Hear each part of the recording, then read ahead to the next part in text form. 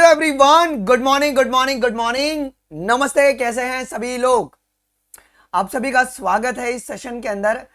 जैसे कि हम लोगों ने परसों जो है बच्चों वो आपका इसका पार्ट 1 जो है वो हमने कवर किया था, जहां पर आप लोगों को मैंने जो डीप जो इंट्रोडक्शन होता है सेक्सुअल रिप्रोडक्शन के पहले का, वो सब जैसे कि प्री फर्टिलाइजेशन इवेंट में क्या क्या चीजें आती हैं, और साथ में अपन ने कुछ एनसीईआरटी की जो रीडिंग्स हैं वो भी करके अपन ने ले ली थी, जहां पे हमने ये समझा था कि फ्लावर बनता कैसे है, what is the process of making the flower, और अब ये फ्लावर आगे सेक्सुअल रिप्रोडक्शन कैसे करने वाला है, इन सभी के बारे में हमें आज पढ़ना है बच्चों। क्लियर है। मेरी अगर आवाज अगर आपको प्रॉपर्ली अगर आ रही है, मुझे एक बारी कमेंट में बता दो। मेरी आवाज आ रही है कि आपको प्रॉपर्ली मेरी आवाज सभी को आ रही है क्या? एक सेकेंड यार बच्चों, मेरा माइक ही नहीं चालू है कह रहे हैं। अरे भाई माइक चालू है। No visible, no audible. Yes, चलो बहुत बढ़िया, बहुत बढ़िया। आ जाओ जी। सो यार प्रीवियस क्लास में मैं बिल्कुल भी टाइम पास नहीं कराऊंगा। जो पढ़ने वाले बच्चे हैं भैया उनके लिए भी अपन उनके लिए जान भी हाजिर है। प्रीवियस क्लास में ना मैंने आपको स्टेमन के बारे में बताया था जी। पहले मुझे बताओ कि जो स्टेमन है वो मेल पार्ट है या फीमेल पार्ट है। जो स्टेमन है वो तुम्हारा मेल रिप्रोडक्टिव पार्ट है या फीमेल रिप्रोडक्टिव पार्ट है। स्टेमन is your male reproductive part. स्टेमन में कुल कितने पार्ट्स होती हैं प्रतिभा? हमने फिल्टर करके दिया हुआ, हम आपको लिंक दे देंगे। ओके सुनो, हम we will give the link. Okay, हमारे स्टेमन में कितने पार्ट्स होते हैं जल्दी बताओ। मधु, डॉक्टर, स्नेहा, मीनाक्षी बताइए। दो पार्ट्स होते हैं। पहला पार्ट कौन सा होता है गुरु? पहला पार्ट हमारे पास एंथर होता है और दूसरा पार्ट हमारे पास फिलामेंट होता है जी। ठीक है, अच्छा एंथर में कितने लोब होते हैं? सिमरन कुमारी भारती बताइएगा, एंथर में कितने लोब होते हैं? तो बेटा एंथर में आपके दो लोब्स होते हैं। इसके लिए तुम्हारे पास ये क्या कहलाएगा? बाई लोब्ड कहलाएगा। अब हर एक लोब के अंदर बेटा जी, हर एक लोब के अंदर कितना थीका है आपके पास? हर एक लोब के अंदर आपके पास दो तो थीका है। ओके, दो थीका है जी। तो थीका का मतलब क्या होता है? सैक लाइक स्ट्रक्चर जी। ठीक है, तो तुम्हारे दोनों अगर लोब में देखोगे तो कितने हो जाएंगे जी? आपके पास चार थीका हो जाएंगे जी। अगर तुम दोनों लोब अगर देख लोगे तो तुम्हारे पास कुल चार थीका हो जाएगा जी। ओके, अगर ईच लोब में हमारे दो थीका है तो इसके लिए इसको अपन डाई थीकस कहेंगे जी। तो टोटल तुम्हारे पास चार थीका आपको देखने को मिलेगा जी। जो आपका स्टॉक है, जो आपका इलोंगेटेड जो आपका स्टॉक है, हाँ ठीक है ठीक है, चलो कोई दिक्कत नहीं है जी। अब जो तुम्हारा लॉन्ग और सिलेंडर जो स्टॉक है उसे अपन क्या कहेंगे? फिलामेंट क्या होता है? Filament is a long and cylinder stock, है ना। ये लॉन्ग और सिलेंडर स्टॉक होता है जी। अच्छा, ये प्रॉक्सिमली किन से कनेक्टेड है? ये प्रॉक्सिमली किन से कनेक्टेड होता है जी? ये तुम्हारे पास ये कनेक्टेड होता है या तो थैलेमस से कनेक्ट होगा या तो ये पेटल से कनेक्ट होगा जी। अगर ये पेटल से कनेक्ट होगा तो इसे अपन ईपी पेटेलस कहेंगे क्या? बेस्ट एग्जांपल कौन है इसका बच्चों? Brinjal is a best example. अगर ये तुम्हारा अगर टेपल से कनेक्टेड होगा, पेरियांथ कहलाएगा, जो जिसको अपन ईपी फाइलस कहते हैं, और इसका बेस्ट एग्जांपल तुम्हारा लिली हो जाएगा जी। यहां तक किसी को डाउट है क्या बच्चों? यहां तक एक पैसे का भी किसी को डाउट है क्या? मुझे एक बारी बता देना, एक बारी मुझे यहां पे बता देना please please please please. Yes, अच्छा अब एक चीज और आता है बच्चों, एक बहुत इंपॉर्टेंट कॉन्सेप्ट है जो मैं पहले आपको लिखवा देता हूं। यार जो स्टेमन का जो नंबर होता है और जो लेंथ रहता है, क्या वो तुम्हारा सेम रहता है या वेरिएबल रहता है? स्टेमन का जो नंबर रहेगा और जो लेंथ रहेगा वो सेम रहेगा या वेरिएबल होगा जी? तो ये तुम्हारा वेरिएबल होता है। वेरिएबल इन डिफरेंट स्पीशीज, अलग अलग स्पीशीज में, अलग अलग स्पीशीज में इसका लेंथ जो रहता है और जो नंबर रहता है वो वेरिएबल रहता है जी। वेरिएबल रहता है। इसका कोई मुझे बेस्ट एग्जांपल बताएगा क्या? तुम्हारी एनसीईआरटी में ना क्लास 11th की जब तुम अपनी एनसीईआरटी देखो तो वहां पे उसका एग्जांपल लिखा गया है। कौन है बच्चों? तो सैल्विया, सैल्विया एंड मस्टर्ड। ओके, ये आपकी एनसीईआरटी में है ना। अगर क्लास 11th की मॉर्फोलॉजी को अगर आप देखोगे, देखो उसके लिए कह रहा हूं कि मॉर्फोलॉजी का साथ साथ में अपने को रिवीजन करते हुए भी लेकर चलना है बच्चों। क्लियर है? क्लियर है। अच्छा अब सुनो यार मेरे प्यारे बालकों, अगर मैं इसका डाइसेक्शन अगर करूंगा, अगर मैं इसका अगर डाइसेक्शन करूंगा तो क्या मुझे एक अलग स्ट्रक्चर ही मिलेगा क्या? If I do the dissection तो मुझे एक अलग सा स्ट्रक्चर मिलेगा। अब ये अलग स्ट्रक्चर कैसा दिखता है, हम एक बार उसको पहले ड्रॉ कर देते हैं।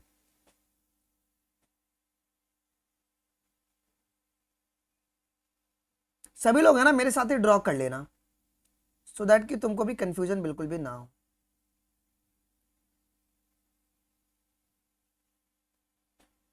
ठीक है, आ जाओ, ये थोड़ा सा गड़बड़ हो गया इधर, just give me a second.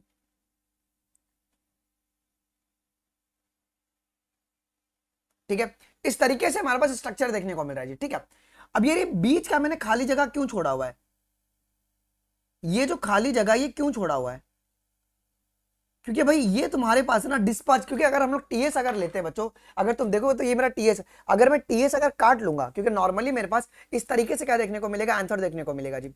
अगर मैं इसका टीएस ले लूंगा तो मुझे अब ऐसे देखने को मिलेगा, लाइक दिस। ठीक है, तो ये आपका उस तरीके का आपका स्ट्रक्चर होता है जी। ठीक है, अब ये तुम्हारे पास क्या होता है, ये वो जगह है जहां से आंसर आपके निकलते हैं, डिस्पर्ज होते हैं जी। Okay, answer this from here, इसका मतलब क्या है, दिस का मतलब है सूख के निकल जाना जी, that is okay. Pollen grain तुम्हारे रिलीज हो रहे हैं, पोलन आपके रिलीज हो रहे हैं, इस पॉइंट से पोलन आपके रिलीज हो रहे हैं, क्लियर है। अच्छा, अब यार सबसे इंपॉर्टेंट बात जो भी हम लोग को पढ़ना है वो ये है, अब यार अगर तुम देखोगे तो याद है हमको, हमने क्या बोला था, थीका होता है, ये थीका होता है ना। अब कितने बच्चों को सर माइक्रोस्पोरेंजिनियम में, ओके, फिर बाद में स्पोरोजिनस टिश्यू में बहुत डाउट है सर, सर हमें समझ में ही नहीं आता है सर कि हम लोग माइक्रोस्पोरेंजिया कब यूज करें वर्ड, हम लोग पोलन ग्रेन ये वर्ड कब यूज करें, बहुत डाउट रहता है ना। मैं तुम्हारे डाउट को दूर करता हूं। देखो यार, हमने क्या बोला था कि जो हमारा आंसर है वो कितना लोब्ड है, हमारा जो आंसर है वो कितना लोब्ड है, बाई लोब्ड है, बाई लोब्ड है। एक लोब में कितना थीका होगा बच्चों, दो थीका होगा, एक लोब में तुम्हारा दो थीका होगा जी। तो अगर हम चारों लोब को अगर देखें तो कुल कितने थीका हो जाएंगे, कुल मेरे पास चार थीका हो जाएंगे जी। ठीक है, when we are talking about theca, ये तुम्हारा थीका है क्या, थीका, तो ये तुम जब थीका रहेगा तो ये तुम्हारा यंग रहेगा या ओल्ड रहेगा, बताना ध्यान से। आपका यंग है, ये बहुत यंग है, तो ये इसको अपन ये स्पोरोजिनस टिश्यू, बिकॉज इसमें तुम्हारे पास बहुत सारे होमोजिनस सेल मिलते हैं, इसे अपन स्पोरोजिनस टिश्यू कहते हैं, स्पोरोजिनस टिश्यू कहते हैं। एक मिनट यार, इसे स्पोरोजिनस टिश्यू कहते हैं, चीजों को समझना। ओके, जब तुम्हारा आंसर बहुत यंग है तो इसमें तुम्हारे होमोजिनस तुम्हारे पास सेल्स मिलते हैं, ओके, जिसको अपन स्पोरोजिनस टिश्यू करते हैं। अगर इसी के अंदर अगर माइक्रोस्पोर अगर बनने लगे, अगर इसी में अगर माइक्रोस्पोर अगर बनने लगे तो इसे अपन क्या बोलेंगे, अब ये सैक है ना, theca is nothing but is a sac like structure. अगर माइक्रोस्पोर का अगर फॉर्मेशन होता है इसे अपन कहेंगे माइक्रोस्पोरेंजिया। देखो मेरे को पता है कि बच्चे को यहां पे बहुत कंफ्यूजन होता है जी, लेकिन अगर पोलन ग्रेन अगर इसके अंदर रहेंगे, अगर इसके अंदर पोलन ग्रेन रहेंगे तो मैं इसे क्या कहूंगा, मैं इसे कहूंगा पोलन सैक्स कहूंगा। क्या किसी को डाउट है, क्या किसी को डाउट है यहां तक। देखो तुम्हारे जब हम लोग अभी एनसीईआरटी की रीडिंग करेंगे ना, तुम बोलोगे कि सर थैंक यू सर, क्यों आपने बताया इस चीज को, क्योंकि मैक्सिमम बच्चे जिनको पता नहीं होता वो सब रटते हैं माइक्रोस्पोरेंजियम और माइक्रोस्पोरेंजिया। हमने क्या बोला कि जो आंसर है वो बाइलोब्ड है या तुम्हारा टेट्रालोब्ड है, तो आंसर इज अ बाइलोब, दो लोब होता है, हर एक लोब में कितना थीका है बच्चों, दो थीका है। थीका एक्चुअली में क्या है, इट इज अ सैक, एक थैला है, और उस थैले में अब जब थीका बहुत यंग रहेगा, जब आपका स्टेमन बहुत यंग रहेगा तो उस सैक में क्या रहेगा जी, आपको स्पोरोजिनस टिश्यू मिलेगा जी। जब स्पोरोजिनस टिश्यू मिल रहा है तो उसे अपन थीका कहेंगे। लेकिन अगर उस सैक के अंदर अगर माइक्रोस्पोर बनना शुरू हो गया तो उसे अपन क्या कहेंगे बच्चों, माइक्रोस्पोरेंजिया कहेंगे। सिंगुलर के लिए अपन माइक्रोस्पोरेंजियम ये वर्ड कॉमनली यूज करते हैं, बता रहा हूं अभी। उसके बाद अगर इसके अंदर पोलन ग्रेन अगर आएगा तो मैं इसे क्या नाम दूंगा, बोल भाई, अगर इसके अंदर पोलन ग्रेन रहेगा तो आप बोलोगे कि सर प्यार से आप इसका नाम क्या ले लोगे, पोलन सैक्स ले लोगे जी। क्लियर है, एक पैसे का भी दिक्कत क्या, यहां पे आ जाओ। अब एनसीईआरटी की रीडिंग करते हैं यार। तुम्हारी एनसीईआरटी की जो पहला पैराग्राफ है ना वो क्या कहता है, लेट्स सी देखते हैं। हमको यहीं से पढ़ना है, यहीं से पढ़ना है, जो भी मैंने अभी आपको बताया वो सारी की सारी बातें यहां पे लिखी हुई है। सुनो क्या कह रहा है कि फिगर 2.2a, अगर तुम देखोगे तो फिगर 2.2a ये तुम्हारा टिपिकल स्टेम दिखाया गया है।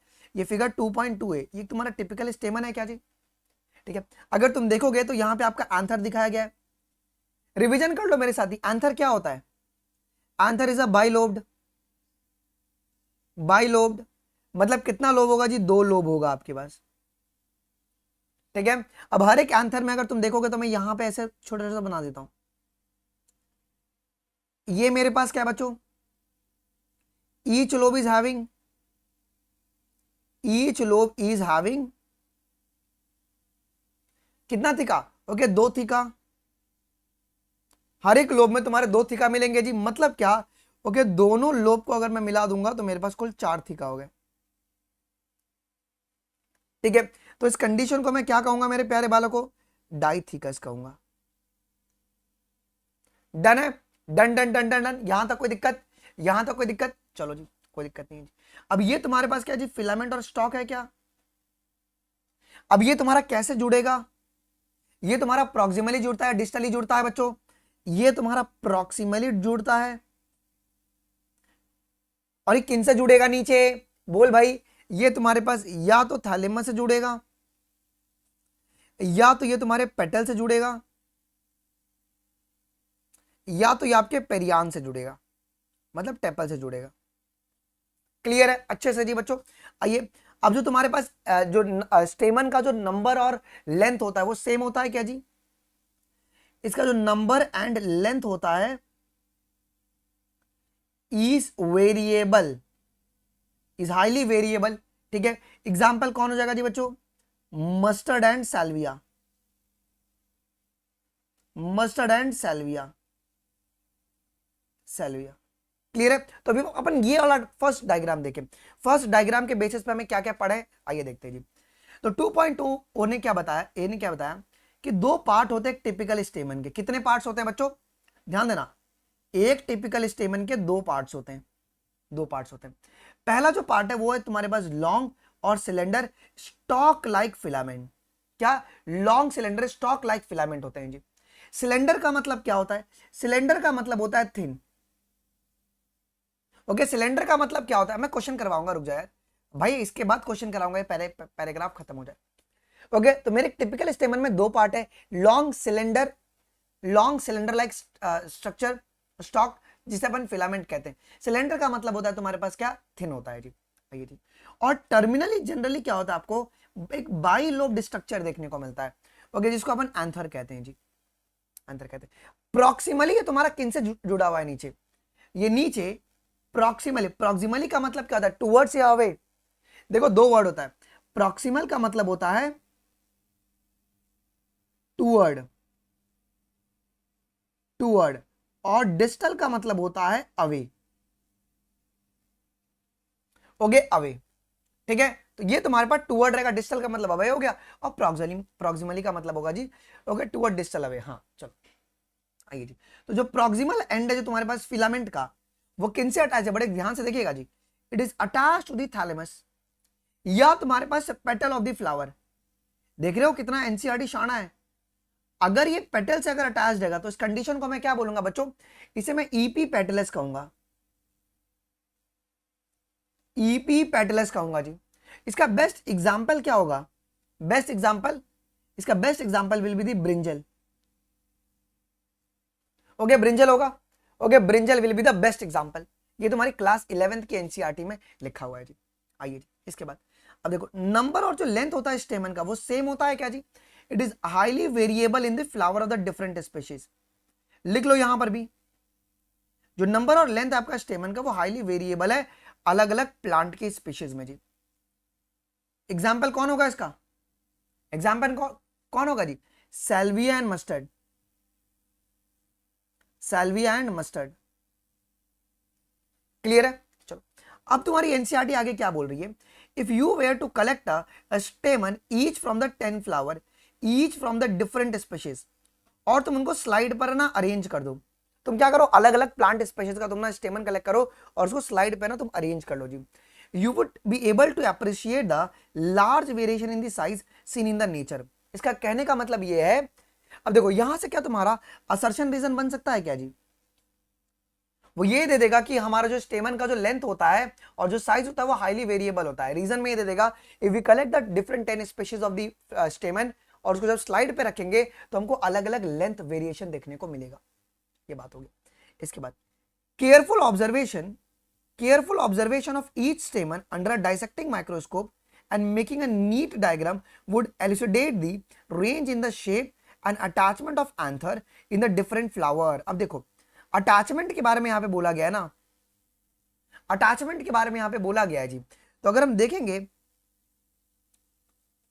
अटैचमेंट, अगर फिलामेंट का अटैचमेंट अगर टेपल से अगर होता है, मतलब पेरियान से, ओके, ये कौन से कंडीशन में देखने को मिलेगा? इसे अपन इपीफाइलस कहते हैं क्या, इस अटैचमेंट को? और इसका बेस्ट एग्जांपल कौन होगा जी? इसका बेस्ट एग्जांपल कौन होगा? Lily will be the best example, lily will be the best example जी। ओके, ठीक है, lily will be the best example. क्या किसी को इस पैराग्राफ में डाउट है? क्या किसी को इस पैराग्राफ में बिल्कुल भी डाउट है क्या? ये भी मैंने आपको पढ़ा दिया, एक बार इसकी भी रीडिंग कर लेते हैं, उसके बाद अपन एनसीईआरटी का क्वेश्चन करेंगे जी। अब देखो, एक टिपिकल एंजियोस्पर्म का जो एंथर है वो बाइलोब्ड है या टेट्रालोब्ड है? मुझे बताओ। अगर तुम बड़े गौर से देखोगे, टिपिकल जो आपका एंजियोस्पर्म का जो एंथर होता है वो तुम्हारा बाइलोब्ड होता है। बाइलोब्ड है, इसका मतलब कितने लोब होंगे जी? आपके 2 लोब होंगे। कुछ इस प्रकार से मेरे प्यारे बालकों, ओके, कुछ इस प्रकार से देखो, ये मेरे पास लोब नंबर 1 है और ये मेरा लोब नंबर 2 है। ओके, मेरे पास 2 लोब है जिसके लिए अपन बाइलोब्ड कह रहे हैं। अब हर एक लोब में कितने तुम्हारे थिका हैं? हर एक लोब में, ये लाइन बहुत इंपॉर्टेंट है बच्चों, very very very important. Each lobe, हर एक लोब में कितना थिका होता है गुरु? हर एक लोब में 2 थिका मिलते हैं। थिका क्या होता है? थिका का मतलब क्या होता है?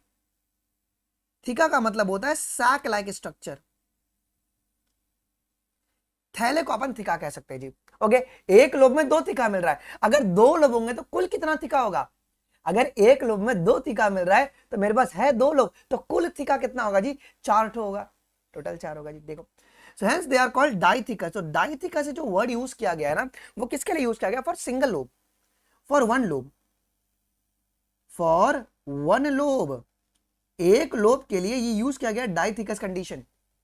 ठीक है, मजा आ गया? देखो, बार बार रिपीट करेंगे ना तो तुम्हारे दिमाग में बैठ जाएगा। मेरा अलग ही वसूल है, मेरा ऐसा वसूल नहीं है कि यार पढ़ाओ और बच्चे याद करें, नहीं, क्लास में याद हो जाए, वरना आधा मुझ करा के घूमूंगा मैं।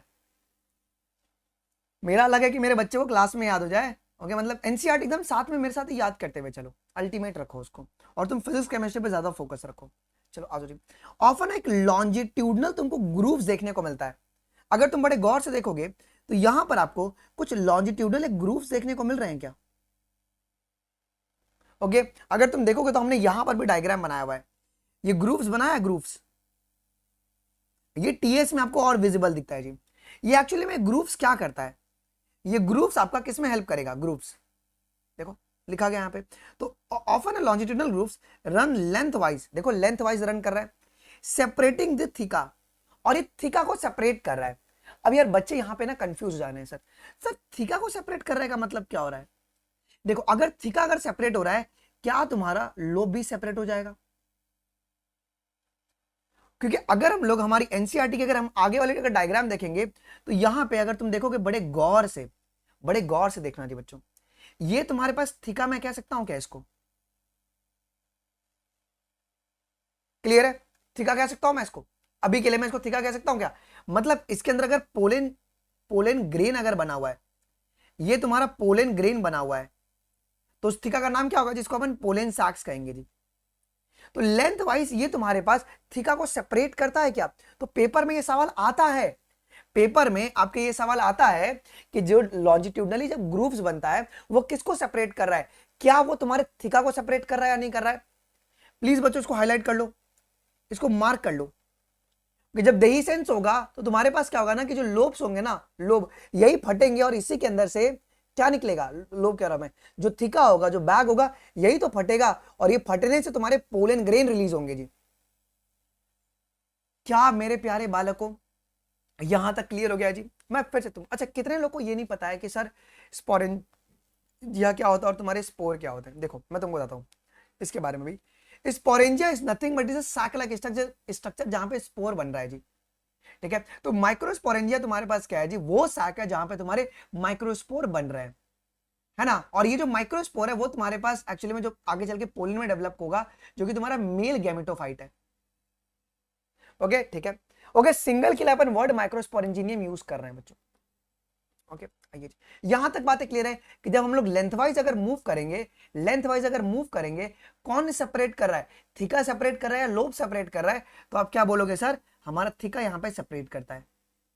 ओके अच्छा, थीका क्यों सेपरेट कर रहा है, वाई थीका इज सेपरेटिंग, भाई थीका तुम्हारा सैक लाइक स्ट्रक्चर है ना, सैक लाइक स्ट्रक्चर है, यही फटेगा, इसी के अंदर से पोलन निकलने वाले हैं। आइए जी, let us understand the various type of tissues and their organization in the transverse section of the anther जी। अभी हम लोग बहुत सारे जो भी टिश्यूज है किस तरीके से अरेंज्ड है ट्रांसवर्स सेक्शन में अपने को देखने को मिलता है, एंडोथीशियम, इपिडर्मिस, टपेटम, इन सभी के बारे में हम आगे भी पढ़ने वाले हैं। अब देखो जी, जो बाइलोब नेचर है तुम्हारे पास आंथर का is very distinct in the transverse section. अब देखो जो बाइलोब नेचर है ना वो आपको इजिली विजिबल कब होगा, जब आप उसका ट्रांसफर सेक्शन लेते हो जी। तुम जैसे अगर तुम देखोगे तो मैंने यहां पे ट्रांसफर सेक्शन लिया है क्या, ये तुम्हारा ट्रांसफर सेक्शन है, ये हमारा ट्रांसफर सेक्शन है, ठीक है। अब जब तुम ट्रांसफर सेक्शन लोगे आंथर का तो क्या देखने को मिलेगा कि आंथर इज अ फोर साइडेड।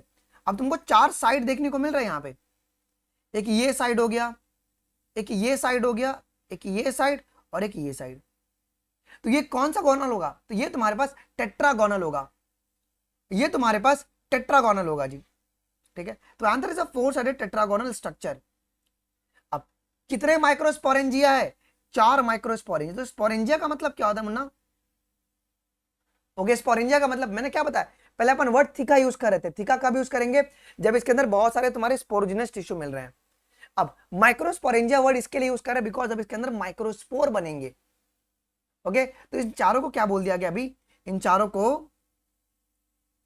चारों को हमने माइक्रोस्पोरेंजिया भी बोल दिया।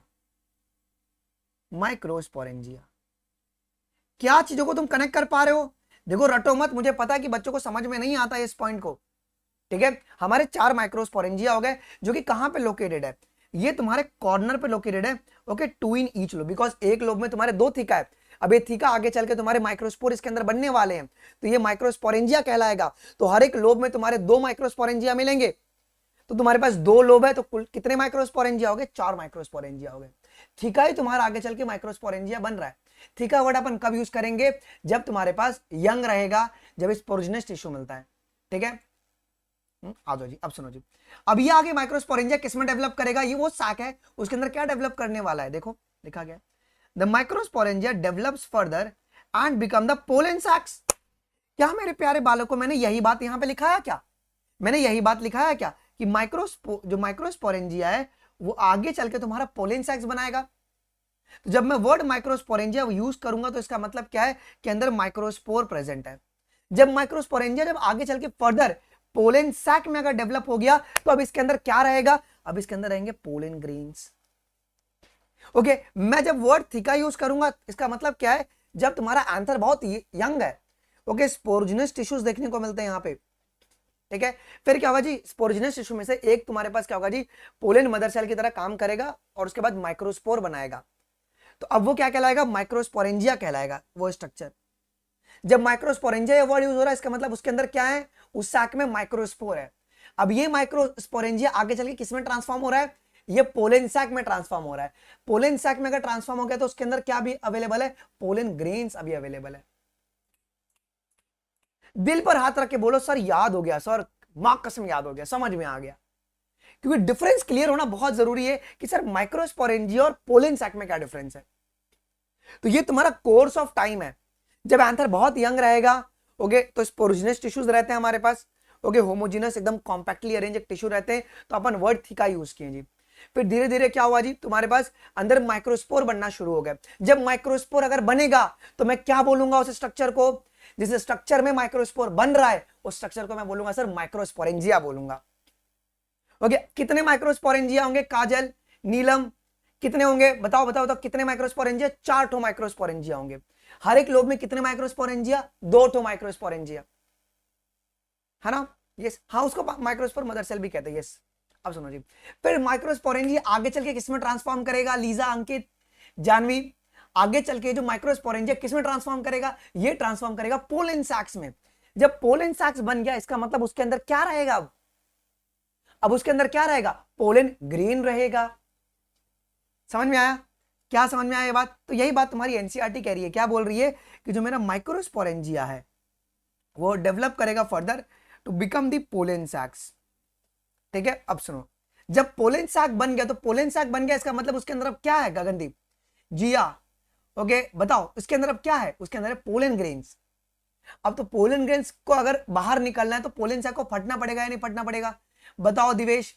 फटना पड़ेगा। देखो तो वही लिखा गया है, they extend longitudinally all through the length of the anther. Okay and they are packed with the pollen grains. अब देखो कॉमन सी बात है, जब थैला अगर भरेगा तो थैला नीचे लटकेगा क्या? अरे बोलना मेरी जान, अगर थैला भरेगा तो नीचे लटकेगा। तो वही बोला गया है कि जब पोलन सैक्स में जब पोलन ग्रेन भर जाते हैं ना तो वो नीचे की ओर डिसेंड करने लगते हैं और बाद में फट के तुम्हारे रिलीज हो जाएंगे। क्या सभी को याद हो गया? क्या सभी को याद हो गया? क्या सभी को याद हो गया? अच्छे से कुछ सवाल करते हैं, आइए देखते हैं कि तुमको कितना समझ में आया जी, कितना समझ में आया जी। बेटा स्टॉक ऑफ स्टेमन को मैं क्या बोलूंगा? अभी सभी लोग इसका आंसर करेंगे, तुमको नीट 25 की कसम। Stalk of stamen is known as, हम क्या बोलेंगे इसे? फिलामेंट कहते हैं, इसे फिलामेंट कहते हैं हम। डन, आ जाओ जी। आंथर तुम्हारा किसका पार्ट है? आंथर इज अ पार्ट ऑफ, आंथर किसका पार्ट है? ये तुम्हारा स्टेमन का पार्ट है गुरु, ये आपके स्टेमन का पार्ट होता है जी। आगे की ओर बढ़ो जी। Which part of the stamen is attach to the thalamus और पेटल? ओके दिमाग लगाना, कौन सा पार्ट? अब यहां पे ना बच्चे तुम गलती करोगे, लेकिन तुमको मैं गलती करने नहीं दूंगा। मैं हूं तो गलती क्यों होगा? डी ना ना ना, इसका आंसर डी होगा ना। अरे जो आपका फिलामेंट होता है बेटा, उसका प्रॉक्सिमल एंड तुम्हारे पास कनेक्टेड होगा ना, उसका प्रॉक्सिमल एंड कनेक्टेड होगा ना। तो proximal and of the स्टेमन filament. Okay answer नहीं भाई, आंसर तुम्हारे पास खुद क्या है जी? डिस्टली प्रेजेंट है। ठीक है, तो प्रॉक्सिमल एंड तुम्हारा फिलामेंट का होगा, ये आपका फिलामेंट का होगा जी। अच्छा बेटा यहां पे कौन करेक्ट है? विच of the following is a correct?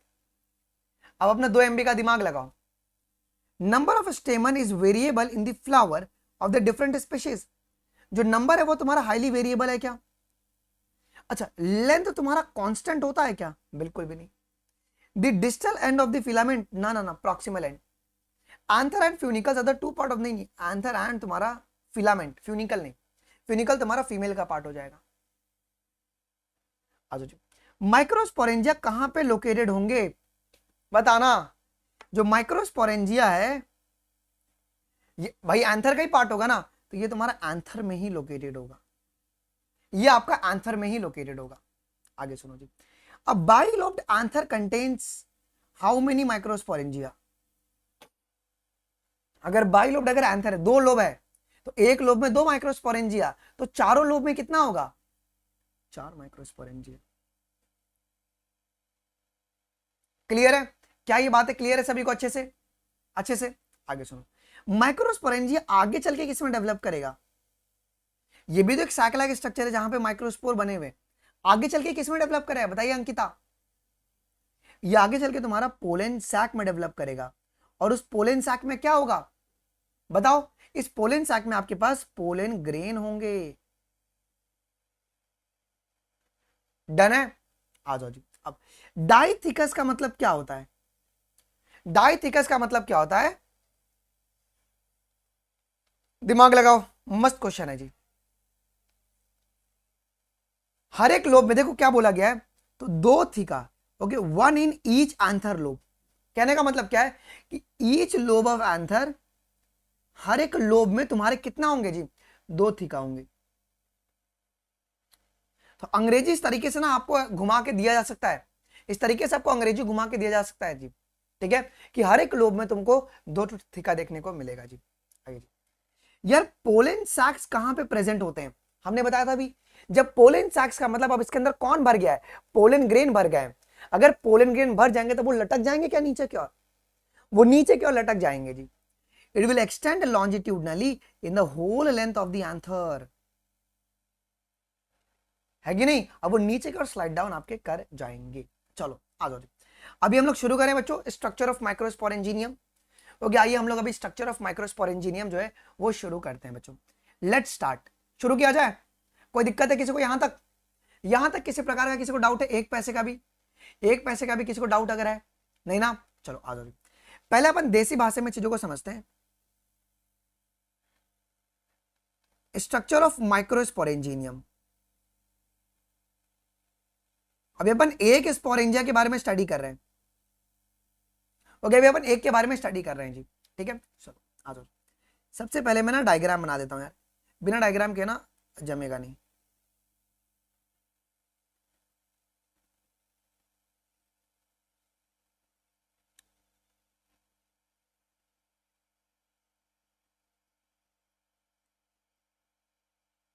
ठीक है, इस तरीके से तुम्हारे पास एक डायग्राम है। फाइन, चलो यार। सबसे पहले अगर हम बात करेंगे, सब एक पहले एक के बारे में हम बात करेंगे, उसके बाद अपन और भी इसको लेते हुए चलेंगे जी। ये जो आउटर लेयर जो होता है तुम्हारे पास, उसे अपन क्या कहेंगे यार? जो आपका आउटर लेयर है, दिस इज, ये जो आपका आउटर लेयर है, इसे मैं क्या बोलूंगा? इसे अपन इपिडर्मिस बोलेंगे क्या? इसे अपन इपिडर्मिस बोलेंगे। अब यार इसके बाद तुमको बहुत सारे लेयर देखने को मिलेंगे।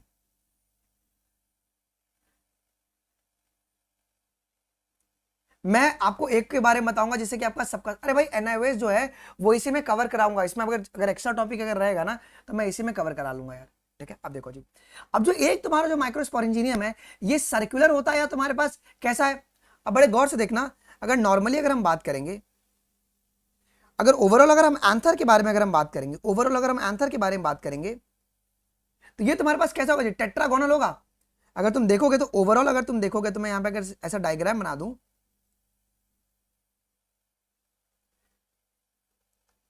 तो ये अगर ओवरऑल अगर तुम देखोगे, अगर आंसर के टर्म में अगर पूछ रहा है, अगर ये आंसर के टर्म में पूछ रहा है, तो ओवरऑल ये तुम्हारे पास कैसा होगा?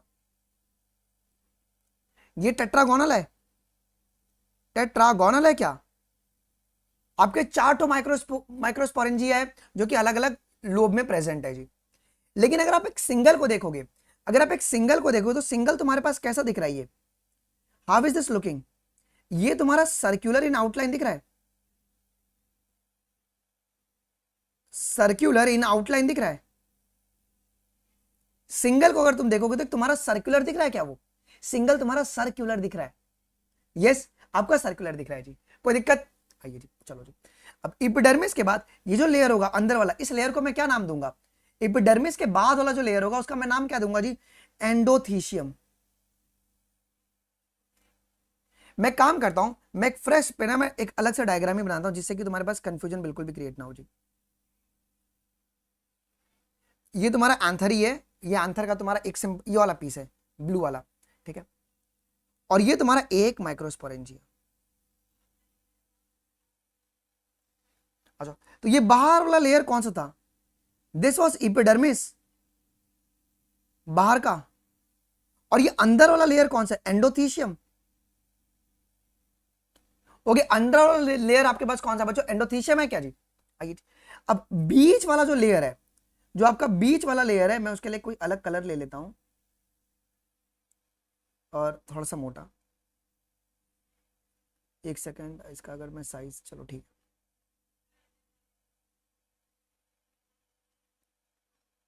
ये जो बीच वाला आपका लेयर है, ये कौन सा है? ये जो बीच वाला लेयर है, ये लेयर कौन सा है? This is your middle layer. ये थोड़ा सा मोटा रहेगा क्या? ये आपके पास थोड़ा सा मोटा रहता है, ये आपके पास थोड़ा सा हाँ मोटा रहता है जी। ठीक है, आइए जी। इसके बाद जो इसके अंदर वाला जो लेयर रहेगा वो कौन सा लेयर रहेगा? मिडल लेयर के बाद जो आपको लेयर देखने को मिलता है,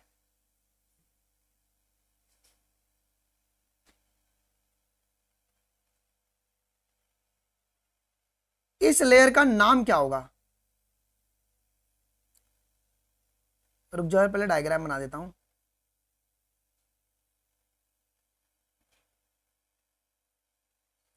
ये तुम्हारे पास टपेटम होगा। अगर तुम देखो तो टपेटम में तुम्हारे पास क्या है जी? न्यूक्लियस, न्यूक्लियस प्रेजेंट है और ये तुम्हारा कॉम्पैक्टली अरेंज्ड है। ये है तुम्हारा टपेटम।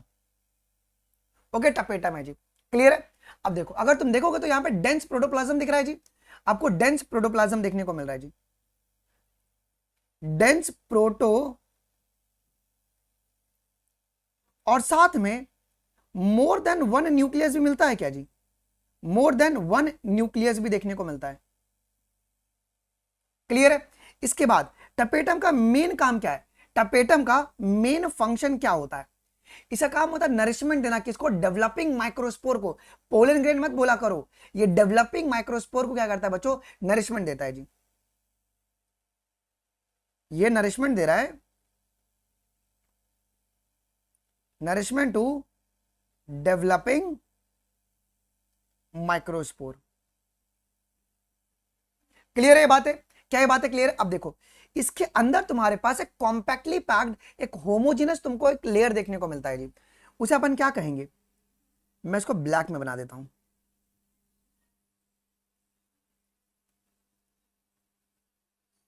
बिकॉज यही आगे चल के इन्हीं के सेल मॉडिफाई करके ना तुम्हारे माइक्रोस्पोर मदर सेल की तरह बिहेव करेंगे।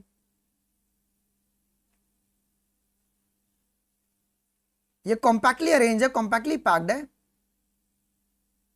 इसका नाम क्या होगा? Sporogenous tissue. Sporogenous tissue. Clear है? अब ये तुम्हारा कॉम्पैक्टली पैक्ड है क्या? देखो ना, पूरा भरा पड़ा है। ये एकदम कॉम्पैक्टली आपका पैक्ड होता है और ये होमोजीनस है। होमोजीनस का मतलब ये इक्वली पूरा डिस्ट्रीब्यूटेड है। ये आपके पास होमोजीनस है जी। ठीक है, अब देखो जी, हर एक जो तुम्हारे पास स्पोरोजिनस टिश्यू के जो सेल होते हैं, हर एक जो सेल होते हैं ना, ईच सेल, हर एक सेल के पास पोटेंशियल होता है। जो हर एक सेल होते हैं तुम्हारे स्पोरोजिनस टिश्यू के, इज हैविंग पोटेंशियल। किसका पोटेंशियल है इनके पास? ओके, किसका पोटेंशियल है कि वो पोलन आगे चल के बना सकते हैं जी। Is a potential pollen. Clear है? हर एक जो तुम्हारा स्पोरोजिनस टिश्यू के जो सेल्स होते हैं उनके पास कैपेसिटी कि वो आगे चल के आपके पोलन डेवलप कर सकते हैं जी। ठीक है, यही स्पोरोजिनस टिश्यू के जो सेल हैं ये अपने आप को मॉडिफाई करके किसकी तरह बिहेव करते हैं बच्चों? यही तुम्हारे जो स्पोरोजिनस टिश्यू के जो आपके सेल्स हैं ये अपने आप को मॉडिफाई करके पोलन मदर सेल की तरह बिहेव करते हैं। पोलन मदर सेल की तरह बिहेव करते हैं, या इसी को अपन क्या कहेंगे बच्चों? माइक्रोस्पोर मदर सेल भी कहते हैं। इनकी प्लॉइडी क्या होगी? इनकी देन प्लॉइडी क्या होगी जी? आपकी डिप्लॉइड इनकी प्लॉइडी आपकी हो जाएगी। इनकी प्लॉइडी क्या हो जाएगी जी बच्चों आपके पास? ओके, डिप्लॉइड इसकी प्लॉइडी हो जाएगी जी। क्लियर है? यहां तक किसी को पहले डाउट है क्या? पहले मुझे बताओ, हमारे पास एंथर में कितने लोब्स हैं? कुल 2 लोब है। एक लोब में तुमको थीका देखने को मिल रहा है जी? 2 थीका देखने को मिल रहा है। ठीक है, 2 थीका देखने को मिल रहा है। तो टोटल अगर हम लोब देखेंगे तो तुम्हारे पास कुल 4 थीका होंगे जी। ठीक है, यही थीका आगे चल के तुम्हारे पास, जहां पे तुम्हारे पास माइक्रोस्पोर्स बनने वाले हैं, तो इसके लिए अपन ने इसका नाम माइक्रोस्पोरेंजिया दे दिया। तो कुल कितने माइक्रोस्पोरेंजिया है? ओके, नहीं, मिडल लेयर तुम्हारा थिक रहेगा ना भाई। अगर वो थिक नहीं रहेगा तो फिर प्रॉब्लम हो जाएगा ना। क्या प्रॉब्लम हो जाएगा अगर थिक नहीं रहेगा तो? कि ये प्रॉपर्ली नरिशमेंट डेवलपमेंट नहीं हो पाएगा। ठीक है, सुनो जी, कहां पे थे हम लोग? हाँ, 4 हमारे पास माइक्रोस्पोरेंजिया बन गया जी। ओके, तो अगर हम देखेंगे तो टेट्रागोनल होता है, लेकिन एक माइक्रोस्पोरेंजियम को अगर अपन देखेंगे तो वो सर्कुलर होता है आउटलाइन में। ठीक है, अब यहाँ पे कितने लेयर्स हैं? अगर तुम बड़े गौर से देखोगे तो यहाँ पे तुम्हारे पास कुल epidermis, endothecium, middle layer and tapetum है। तो जो बाहर के जो 3 लेयर हैं, ये 3 लेयर किस में हेल्प कर रहे हैं? ये 3 लेयर जो है बच्चों को किस में हेल्प कर रहे हैं बताओ? तो ये प्रोटेक्शन में आपकी हेल्प कर रहे हैं। ये प्रोटेक्शन में आपको हेल्प कर रहे हैं और ये आपके दही सेंस में आपको हेल्प करते हैं। ये एंथर जब फट के बाहर निकलेगा ना तो ये आपको उसमें भी आपके हेल्प करने वाले हैं जी। कौन हेल्प कर रहा है जी? ये तुम्हारे तीनों लेयर आपके हेल्प करते हैं जी। क्लियर है? क्या यहां तक कोई डाउट है किसी को? क्या यहां तक किसी प्रकार का कोई दिक्कत नहीं ना? आ जाओ जी, वही बात है अभी तक हमने यहाँ पे बताई है जी। ओके, अंदर तुम्हारे पास टपेटम है जो कि मल्टी न्यूक्लिएटेड है। उसके बाद तुम्हारे स्पोरोजिनस टिश्यू है। हर एक जो सेल होता है स्पोरोजिनस टिश्यू के, उनके पास पोटेंशियल होता है कि वो आगे चल के पोलन बना पाए, और यही स्पोरोजिनस टिश्यू के जो सेल्स हैं वो बिहेव करने लगते हैं आगे चल के किसकी तरह? पोलन मदर सेल की तरह, या तुम्हारा माइक्रोस्पोर मदर सेल की तरह, जिनकी प्लॉइडी आपकी 2n होती है जी। ओके, एपिडर्मिस, एंडोथीशियम और तुम्हारे पास मिडल लेयर किसकी तरह बिहेव करेंगे? ये तुम्हारा प्रोटेक्शन प्रोवाइड कराएंगे और ये तुम्हारा दही सेंस कराते हैं एंथर का जी। मतलब क्या?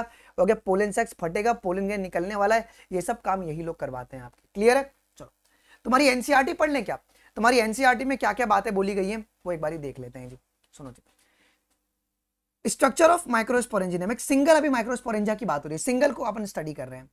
इन a transverse section a typical microsporangium appears, देखो अब यहां पे वर्ड सुनना ध्यान से, एक जो सिंगल आपका जो माइक्रोस्पोरेंजियम है वो किसकी तरह दिख रहा है, appears near circular in outline, ये तुम्हारे पेपर में सवाल पूछा गया है, ये सर्कुलर इन आउटलाइन रहेगा, लेकिन ओवरऑल ये कैसा है, ओवरऑल टेट्रागोनल है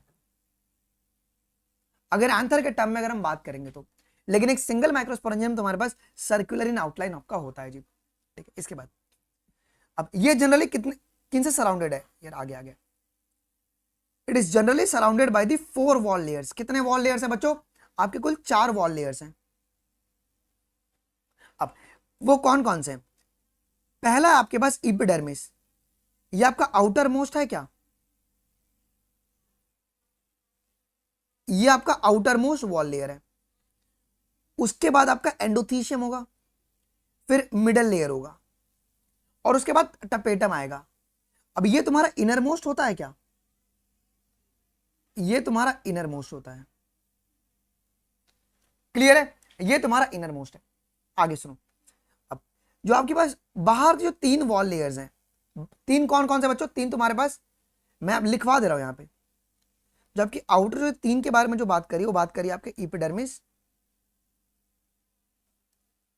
एंडोथीशियम और तुम्हारा मिडल लेयर। ये जो तीनों आपके वॉल लेयर हैं ये किस में आपके हेल्प करेंगे, तो ये आपके प्रोटेक्शन में आपके हेल्प करेंगे। इनका function, they perform the function of the protection and help in the dehiscence of anther. मतलब क्या कि जब पोलन सैक्स फटेगा, एंथर जब तुम्हारे थोड़े भी अगर फट रहे हैं, जो पोलन का जो रिलीज होगा to release the pollen, okay, ये आपका काम होता है तीनों वॉल लेयर का जी बच्चों। क्या यहां तक क्लियर है जी, ओके। अगर एक्चुअली अगर देखें तो ओवरऑल तीनों साथ में काम करते हैं, तीनों साथ में काम करेगा वाइल बोल। चलो अब इनर मोस्ट वॉल लेयर कौन सा, inner most, the inner most wall layer is a tapetum. अब अगर हम टपेटम के बारे में बात करेंगे तो टपेटम क्या कर रहा है, ये नरिशमेंट प्रोवाइड करवा रहा है क्या डेवलपिंग पोलन ग्रेन का, ये नरिशमेंट प्रोवाइड करवा रहा है डेवलपिंग पोलन ग्रेन का, कौन, आपका इनर मोस्ट लेयर है टपेटम। अब जो सेल्स हैं टपेटम के, अब ये लाइन बड़े ध्यान याद रखिएगा, they possess the dense cytoplasm, हमने पीछे प्रोटोप्लाज्म लिखवाया है, दोनों एक ही बात है, ओके। ये क्या कंटेन करते हैं बच्चों, डेंस साइटोप्लाज्म कंटेन करते हैं, बहुत घना इनके पास साइटोप्लाज्म है जी, और they generally have more than 1 nucleus. मतलब इसे अपन क्या कहेंगे, बाई न्यूक्लिएटेड कहेंगे क्या, तुम्हारी एनसीईआरटी कहीं पे लिखी नहीं है बट मैं आपको लिखवा दे रहा हूं, बाई न्यूक्लिएटेड या मल्टी न्यूक्लिएटेड बोलो, मल्टी न्यूक्लिएटेड, क्लियर है, दे आर मल्टी, कौन मल्टी न्यूक्लिएटेड कौन है बच्चों, तो ये तुम्हारा टपेटम है, टपेटम है। अब एक सवाल तुम्हारा यहां पे बोला गया है जो कि आपको बहुत सारे बच्चों को पता ही नहीं होता है, सवाल क्या है बच्चों, can you think how tapetal cells become binucleated, पता है तुम्हें इसका आंसर है, आंसर नहीं पता होगा ना, तो यहां पे होता क्या है, सुनो ध्यान से, बिकॉज जो कुछ सेल है, because some cell does not show cytokinesis, एक सेकंड बच्चों ये मेरा आईपैड स्विच ऑफ हो जाएगा, because some cell does not show cytokinesis after karyokinesis, does not show cytokinesis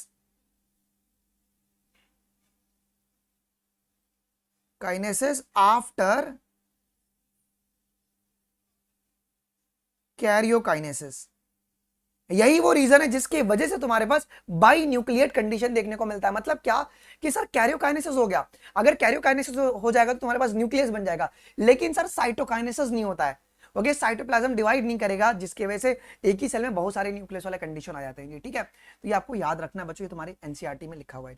अच्छा यहां तक कोई दिक्कत है, अच्छा अब इसके बाद अंदर का जो एरिया है, जो आपका अंदर का एरिया ये वाला एरिया है, यहां पे कौन से टिश्यूज मिल रहे हैं, ये है तुम्हारे स्पोरोजिनस टिश्यू, देखो। So when the anther is very young, जब एंथर बहुत यंग रहेगा, there is a group of a collectively arranged, बहुत सारे सेल मिलते हैं, बहुत ग्रुप ऑफ सेल्स मिलते हैं, और ये सेल्स हमारे होमोजिनस होते हैं।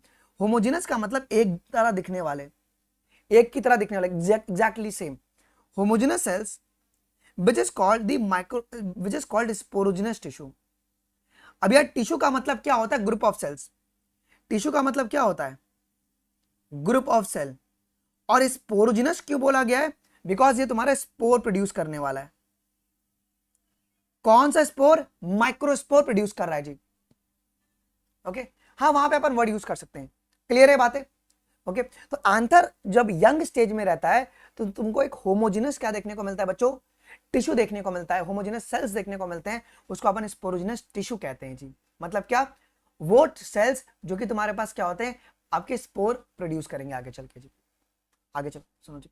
अब ये तुम्हारे पास स्पोरोजेनस टिश्यू है, वो कहां पर ऑक्यूपाई करेंगे? It occupies the centre of each microsporangium. क्या मेरी जान, मैंने यही बताया यहाँ पे। तो ये सेंटर को आपके ऑक्यूपाई करते हैं। डन है? डन। अब यार, अब हम लोग जो माइक्रोस्पोरोजेनेसिस है ना, इसी के साथ पढ़ते हुए चलेंगे। मैंने आपको हिंट भी दे दिया था। अच्छा, माइक्रोस्पोरोजेनेसिस का मतलब क्या होता है? माइक्रोस्पोरोजेनेसिस का मतलब होता है कि किस तरीके से माइक्रोस्पोर का फॉर्मेशन हो रहा है।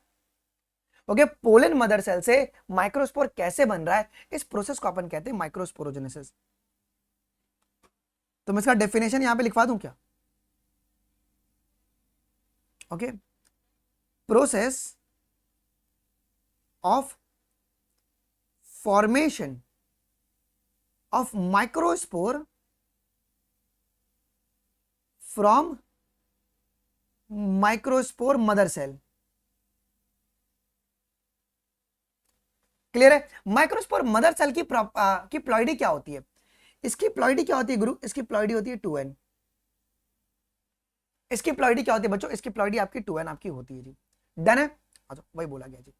देखो, as the anther develop, the cells of the sporogenous tissues undergoes a meiotic division। अब यार यहां पे ना, अब ये अगली अगली लाइन आ गई है। अब मैं इसको आपको देसी भाषा में समझा दूं। आइए पहले देसी भाषा में आपको मैं पढ़ा देता हूं, उसके बाद अपन इसके बारे में पढ़ेंगे। सो माइक्रो स्पोरोजेनेसिस, ठीक है।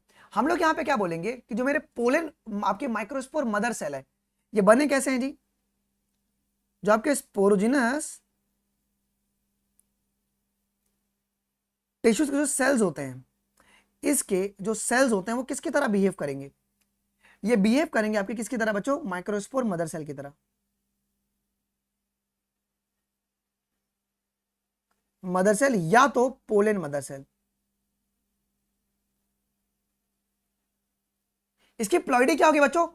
इसकी प्लॉइडी होगी डिप्लॉइड। अब ये क्या कह रहा है कि जो बिकॉज स्पोरोजिनस टिश्यू के जो सेल्स है वही तुम्हारे पास ट्रांसफॉर्म करते हैं माइक्रोस्पोर मदर सेल में। अब जो पोलन मदर सेल है, इसकी क्या होगी?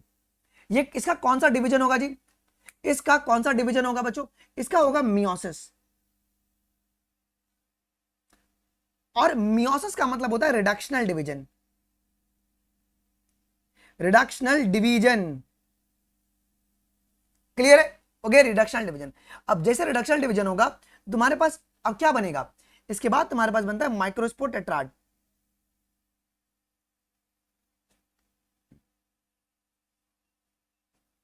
ठीक है, ये आपके पास क्या बन गया बच्चों? Microspore tetrad.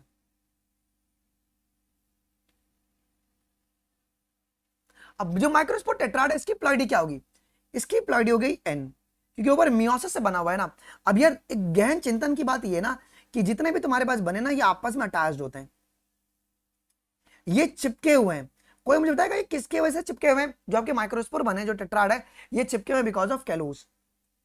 ये जो कैलोज है ना, कैलोज, कैलोज नाम का एक एंजाइम होता है जिसके वजह से तुम्हारे ये सारे के सारे जो टेट्राड है ये जुड़े हुए हैं जी। लेकिन जैसे जैसे एंथर मैच्योर करेगा और जैसे एंथर मैच्योर करेगा तो जो माइक्रोस्पोर टेट्राड है ना वो डिहाइड्रेट होने लगेंगे, डिहाइड्रेट होने लगेंगे और तुम्हारे सेपरेट होकर आप किसकी तरह बिहेव करेंगे? पोलन की तरह बिहेव करने लगेंगे जी। क्लियर है? पोलन की तरह बिहेव करने लगेंगे। क्लियर हो गया जी? तो जैसे तुम्हारे एंथर जो है मैच्योर होंगे, मैच्योर होंगे तो ये तुम्हारा डिहाइड्रेट कर जाएगा। क्या डिहाइड्रेट कर जाएगा? अब ये तुम्हारा किसकी तरह बिहेव कर रहे हैं? This is your pollen. ठीक है, अब यहां तक याद रखना, क्या यहां पे हम लोगों ने पोलन ग्रेन्स बोला है क्या? नहीं।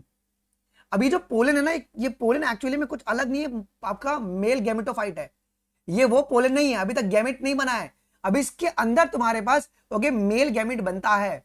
हम लोग अभी वेजिटेटिव और जनरेटिव सेल्स के बारे में पढ़ने वाले हैं। ओके यस, सुनो, तो वही बात आपकी यहाँ पे एनसीईआरटी ने बोला हुआ है। पहले इतनी रीडिंग करते हैं, उसके बाद अपन चीजों को लेकर आगे बढ़ेंगे जी बच्चों। सुनो यार, हमने क्या बोला, माइक्रोस्पोरोजेनेसिस का मतलब होता है कि formation of microspore from the microspore mother cell. Microspore mother cell की प्लॉइडी क्या होगी बाबू? 2n होगी। तो वो कौन सा डिवीजन में जाएगा? तो वो जाएगा मियोटिक डिवीजन में, जिसको अपन रिडक्शनल डिवीजन भी कहते हैं। जब वो रिडक्शनल डिवीजन में गया तो वो क्या बनाएगा? माइक्रोस्पोर टेट्राड बनाएगा। इनिशियली माइक्रोस्पोर टेट्राड जो होगा बच्चों, वो आपस में जुड़ा होगा। क्या जी? वो आपस में जुड़ा होगा। किसकी मदद से? तो कैलोस की मदद से जुड़ा होगा जी। क्लियर है?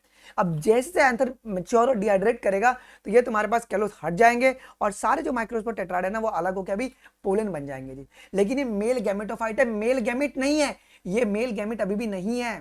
तुम्हारी एनसीईआरटी की लाइन है, जैनुल बता रहा हूं, थोड़ा सा सब रख दे जी। सुनो, तो भाई बोला गया एज द एंथर डेवलप, जो सेल्स है तुम्हारे स्पोरोजिनस टिश्यू के, वो कौन से डिवीजन में जाएंगे? वो जाएंगे तुम्हारे मियोटिक डिवीजन में जी, to form the microspore tetrad. इन्होंने सिंपल सा एक डेफिनेशन दिया हुआ है, ठीक है। अच्छा, what would be the ploidy of the cells of the tetrad? अब बताओ यार, माइक्रोस्पोर टेट्राड की प्लॉइडी क्या होती है? आपकी एन होती है, हैप्लॉइड होते हैं, they are haploid. Clear, they are haploid. आइए, अब हम लोगों ने ऑलरेडी डायग्राम पढ़ा हुआ है। अब जो कनेक्टिव्स यहाँ पे लिखा गया ना, कनेक्टिव एक्चुअली में ये बीच में जोड़ने के लिए था, बिकॉज अपन ने टीएस लिया है ना, तो सपोर्ट तो इनको चाहिए रहेगा फिलामेंट का। तो फिलामेंट का जो सपोर्ट जाता है ना, वो कनेक्टिव के द्वारा आपका जुड़ा हुआ रहता है। मैं लिखवा दे रहा हूं, जो फिलामेंट का जो सपोर्ट होता है ना, वो तुम्हारे कनेक्टिव से डायरेक्टली कनेक्टेड है। क्लियर है? अब सुनो, अब ये तुम्हारा जो सिंगल है वो तुम्हारे पास क्या एक्चुअली में माइक्रोस्पोरेंजियम है। सिंगल आपका माइक्रोस्पोरेंजियम है। ये देखो, ये बाहर का लेयर तुम्हारा एपिडर्मिस है क्या बच्चों? If you focus on this, ये तुम्हारा लेयर एपिडर्मिस है। बहुत सारे टीचर्स क्या करते हैं ना, ये अंदर वाले लेयर को एपिडर्मिस बताते हैं। नहीं, बाहर का लेयर तुम्हारा एपिडर्मिस है, लेकिन उसके अंदर वाला लेयर तुम्हारा एंडोथीशियम है, ठीक है। उसके बाद तुम्हारा मिडल लेयर आएगा जो कि थोड़ा सा मोटा है, और सबसे इनरमोस्ट लेयर जो है ना, वो तुम्हारा टपेटम है। लेकिन जो बीच वाला है वो तुम्हारा स्पोरोजिनस टिश्यू है।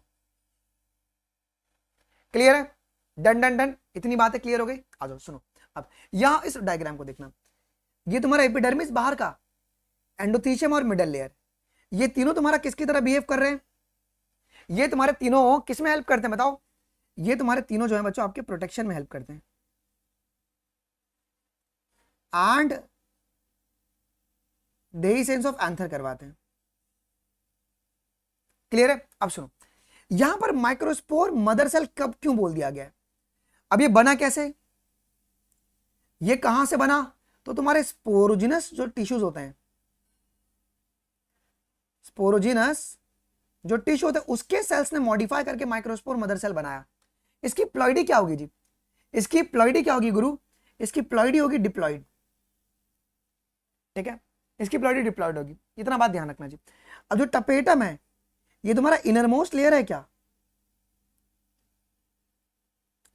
ये आपका इनरमोस्ट लेयर होता है जी, ठीक है। अब देखो, ध्यान रखना, जब तुम्हारे पास जब पोलन सैक्स को फटना होगा, जब पोलन सैक फटेगा तभी वो तुम्हारे देसेंस ऑफ लाइन जहां से पॉइंट बना हुआ है वहीं से तुम्हारे ये रिलीज होते हैं जी। ओके, ठीक है। चलो आ जाओ, कोई दिक्कत यहां तक? दिक्कत नहीं ना? अब माइक्रोस्पोरोजिनस जो माइक्रोस्पोरोजेनेसिस है ना, एक्चुअली में यहां से शुरू हो रहा है जी। सुनो मेरी कहानी, हमने क्या बताया, माइक्रोस्पोर मदर सेल कहां से बना? कहां से बना? तो स्पोरोजिनस टिश्यू के सेल्स अपने आप को मॉडिफाई करके माइक्रोस्पोर मदर सेल बनाते हैं। मैंने यही बात बोला। तुम्हारी एनसीईआरटी क्या कह रही है देखो, as each cells of the sporogenous tissue is capable to giving rise to a microspore tetrad। मतलब हर एक जो सेल है ना स्पोरोजिनस टिश्यू का, हर एक सेल के पास कैपेसिटी है कि वो तुम्हारे माइक्रोस्पोर टेट्राड बना दे। ओके, ईच वन मतलब कौन? क्या ईच तुम्हारे जो सेल्स है माइक्रोस्पोर स्पोरोजिनस टिश्यू के, each cell of sporogenous tissue, जो हर एक जो सेल्स है तुम्हारे पास, इज अ पोटेंशियल पोलर और माइक्रोस्पोर मदर सेल, ठीक है। तो जो हर एक सेल होता है आपके स्पोरोजिनस टिश्यू के, वो पोटेंट तुम्हारे पास माइक्रोस्पोर मदर सेल की तरह बिहेव कर सकते हैं जी। अब होता क्या देखो, the process of formation of microspore from a pollen mother cell PMC, इसकी प्लॉइडी क्या होगी बच्चों, बार बार प्लॉइडी के ऊपर मैं फोकस करा रहा हूं, डिप्लॉइड होगी जी, ठीक है। तो process of formation of microspore, microspore की प्लॉइडी क्या होगी आपकी एन होगी जी। तो process of formation of microspore from the microspore mother cell through meiosis is called microsporogenesis. इसी को अपन क्या कहेंगे बच्चों, माइक्रोस्पोरोजेनेसिस कहते हैं। क्लियर है। अब मियोसिस बोला गया ना, मियोसिस का मतलब होता है रिडक्शनल डिवीजन, रिडक्शनल डिवीजन। हाँ ये कह सकते देखो, हाँ, मैं जरूरी नहीं है कि तुम्हारे पास सारे के सारे होंगे, ये कह रहा है कि हर एक जो सेल्स होते हैं स्पोरोजेनस टिश्यू के वो कैपेबल हैं कि वो तुम्हारे पोलन मदर सेल की तरह बिहेव करके माइक्रोस्पोर बना सकते हैं। तो मतलब माइक्रोस्पोर मदर सेल अगर बना होगा तो वो कहां से बना होगा, तो स्पोरोजेनस टिश्यू के सेल ही तुम्हारे माइक्रोस्पोर मदर सेल में ट्रांसफॉर्म करते हैं जी, ठीक है। आ जाओ जी, क्लियर है बच्चों। और जब फिर बाद में जब वो तुम्हारे पास कैसे डेवलप करेंगे जी, तो वो अपने आप को मॉडिफाई कर लेते हैं, ओके ठीक है। सारे नहीं बनते बट अरे यार अगर सारे बन जाएंगे तो फिर तो शॉर्ट हो जाएगा ना, बट बनते हैं, कुछ अमाउंट में बनते हैं जी, क्योंकि तुम्हारे पास हर एक पोलन साक से large number of pollen grain release होता है जी। अब सुनो यार, ये क्लियर हो गया। तो पोलन मदर सेल का यहां पे कौन सा डिवीजन होगा पहले बताओ यार, पीएमसी में लिखूंगा, इनका कौन सा डिवीजन होगा कि मेरे पास माइक्रोस्पोर बन रहा है, माइक्रोस्पोर बन रहा है बताओ, तो यहां पर मियोसिस होगा और आपका एन बनेगा। क्लियर है। आ जाओ जी, अब सुनो जी, द माइक्रोस्पोर आज दे आर फॉर्म, जैसे से माइक्रोस्पोर बनेगा, अब हमने क्या बताया, क्या सीधा माइक्रोस्पोर बनता है, नहीं, हमारे चार चार माइक्रोस्पोर आके क्लस्टर में अरेंज हो जाते हैं जी। They are arrange in the cluster of the 4 cell, जिसे अपन माइक्रोस्पोर टेट्राड कहते हैं। अब microspore tetrad is surrounded by, okay किसके वजह से चिपके हुए, बिकॉज ऑफ कैलोस, तुम्हारी एनसीईआरटी में नहीं दिया हुआ है कैलोस, ठीक है। लेकिन जैसे एंथर मैच्योर होगा, आज the anther matures and dehydrate, जो माइक्रोस्पोर टेट्राड है, जो माइक्रोस्पोर टेट्राड है वो डिसोसिएट हो जाएंगे, dissociate from each other and develop into the pollen grains. अब ये तुम्हारे डिसोसिएट हो गए, किस में डेवलप हो जाएंगे जी, पोलन ग्रेन्स में डेवलप हो जाएंगे। लेकिन ये जो हमने बनाया ना यहाँ पे, ये एक्चुअली में क्या है, this are the pollen grains. लेकिन क्या ये तुम्हारे मेल गैमेट है क्या, नहीं नहीं नहीं, एक बात यहां पे सुनो, this pollen grains are not male gamete, but ये मेल गैमेटोफाइट है, मेल गैमेटोफाइट है।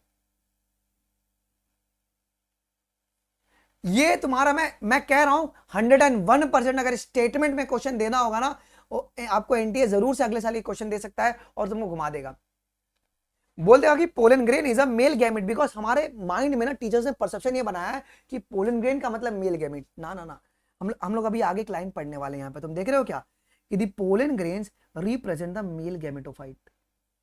पोलन ग्रेन जो होता है ना वो मेल गैमेटोफाइट को रिप्रेजेंट करता है, मतलब इसके अंदर वो सेल्स होंगे जो कि तुम्हारे आगे बिहेव करेंगे मेल गैमेट्स की तरह, ठीक है। तो गैमेटोफाइट में तुम्हारे पास गैमेटोफाइट में क्या होता है, वो cell which is capable of forming the gametes. Roshni Yadav, gametophytes वो तुम्हारे पास स्ट्रक्चर होता है जिनके पास कैपेबिलिटी की वो आगे चलकर गैमीट्स बना सकते हैं, उसके अंदर गैमीट्स बनेगा। तो पोलन ग्रेन के अंदर गैमीट्स बनता है, ठीक है। हाँ जी, पोलन सैक्स को मत बोलो, पोलन सैक तो अलग हो गया ना, उसके अंदर तुम्हारे पोलन ग्रेन बन रहे हैं। पोलन ग्रेन जो है पोलन सैक से बनते हैं, बताऊंगा मैं अभी, रुक जाओ थोड़ा सब्र रखो जी। ये पॉइंट क्या सभी को क्लियर हो गया क्या, पहले बताओ माइक्रोस्पोरोजेनेसिस कैसे हुआ, मुझे स्टोरी बताओ। आप बोलोगे सर स्पोरोजेनस टिश्यू के हर एक जो सेल्स हैं उनके पास कैपेबिलिटी है कि वो तुम्हारे माइक्रोस्पोर बना सकते हैं जी। तो स्पोरोजेनस टिश्यू के जो सेल्स हैं ओके, वो किसकी तरह थोड़ा अपने आप को मॉडिफाई करके किसकी तरह बिहेव करने लगेंगे, पोलन मदर सेल की तरह बिहेव करने लगेंगे।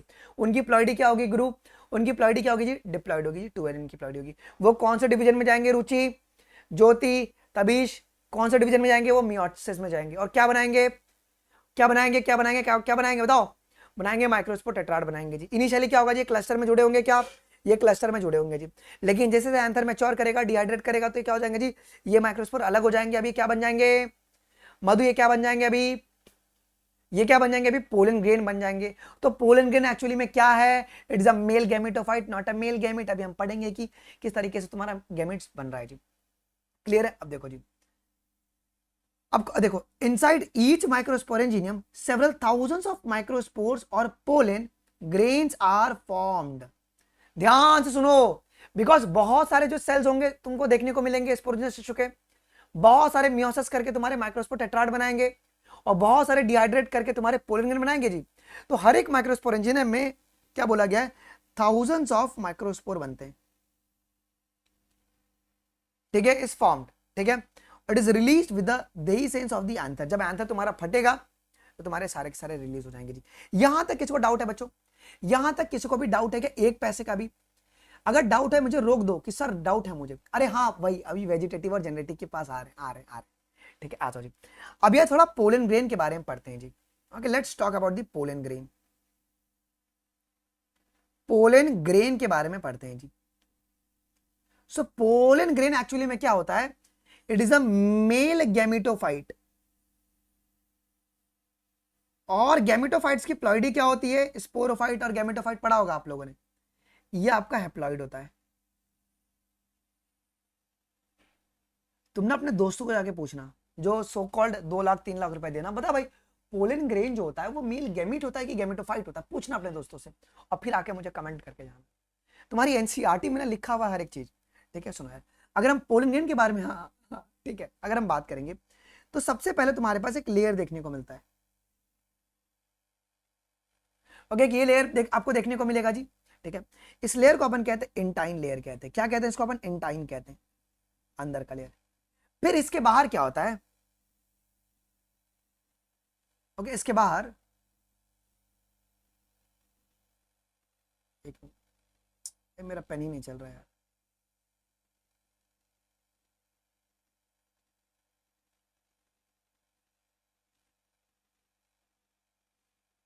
अरे पेन को क्या हो रहा है भाई? टुक टुक टुक टुक टुक टुक टुक टुक टुक टुक टुक टुक। शुरू कैसा था, बन कैसा गया? सुनो, ये जो बाहर का लेयर है दिस इज कॉल्ड एक्साइन। बाहर का लेयर कौन है? एक्साइन है। अब जो एक्साइन है वो उसमें किसका डिपोजिशन है, वो किनसे मिलके बना हुआ है बताओ? ओके यस, किसका डिपोजिशन है? वो तुम्हारा स्पोरोपोलिनिन। ओके, स्पोरोपोलिनिन, ठीक है। आ जाइए जी। अच्छा अब देखो जी, ध्यान से मेरी बात को सुनेगा जी, बहुत ध्यान से सुनेगा जी। स्पोरोपोलिनिन तुम्हारा कॉन्टिन्यूअस है या तुम्हारा नॉन कॉन्टिन्यूअस है? सर ये आपका नॉन कॉन्टिन्यूअस है।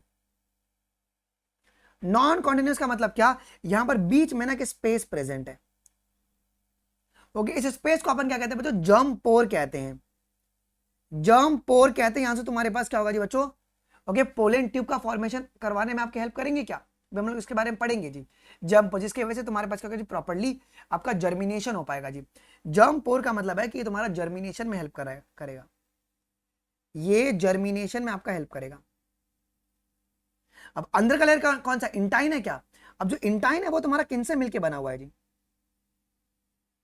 ये सेलुलोज प्लस पेक्टोज से मिलके बना हुआ है अंदर का लेयर, ठीक है। और ये तुम्हारा कॉन्टिन्यूअस है। ये तुम्हारा क्या बच्चों? कॉन्टिन्यूअस है जी, ठीक है। अब देखो, अंदर तुमको 2 प्रकार के सेल्स देखने को मिलते हैं। अंदर कितने प्रकार के सेल्स देखने को मिलते हैं? 2 प्रकार के सेल्स देखने को मिलते हैं, ठीक है। आइए जी, सबसे पहले जो बड़ा वाला है, बड़े वाले को अपन कहते हैं वेजिटेटिव सेल्स। और वेजिटेटिव सेल्स में क्या होता है? वेजिटेटिव सेल्स में तुम्हें क्या देखने को मिलेगा? इरेगुलर शेप्ड आपको न्यूक्लियस देखने को मिलेगा। इरेगुलर शेप्ड आपको न्यूक्लियस देखने को मिलेगा, इरेगुलर शेप न्यूक्लियस देखने को मिलेगा जी। और उसके बाद अगर तुम बड़े गौर से देखोगे, ये नीचे अगर तुम देखोगे तो ये कौन है तुम्हारे पास? ये तुम्हारे स्पिंडल शेप्ड सेल हैं क्या? स्पिंडल शेप्ड सेल हैं क्या?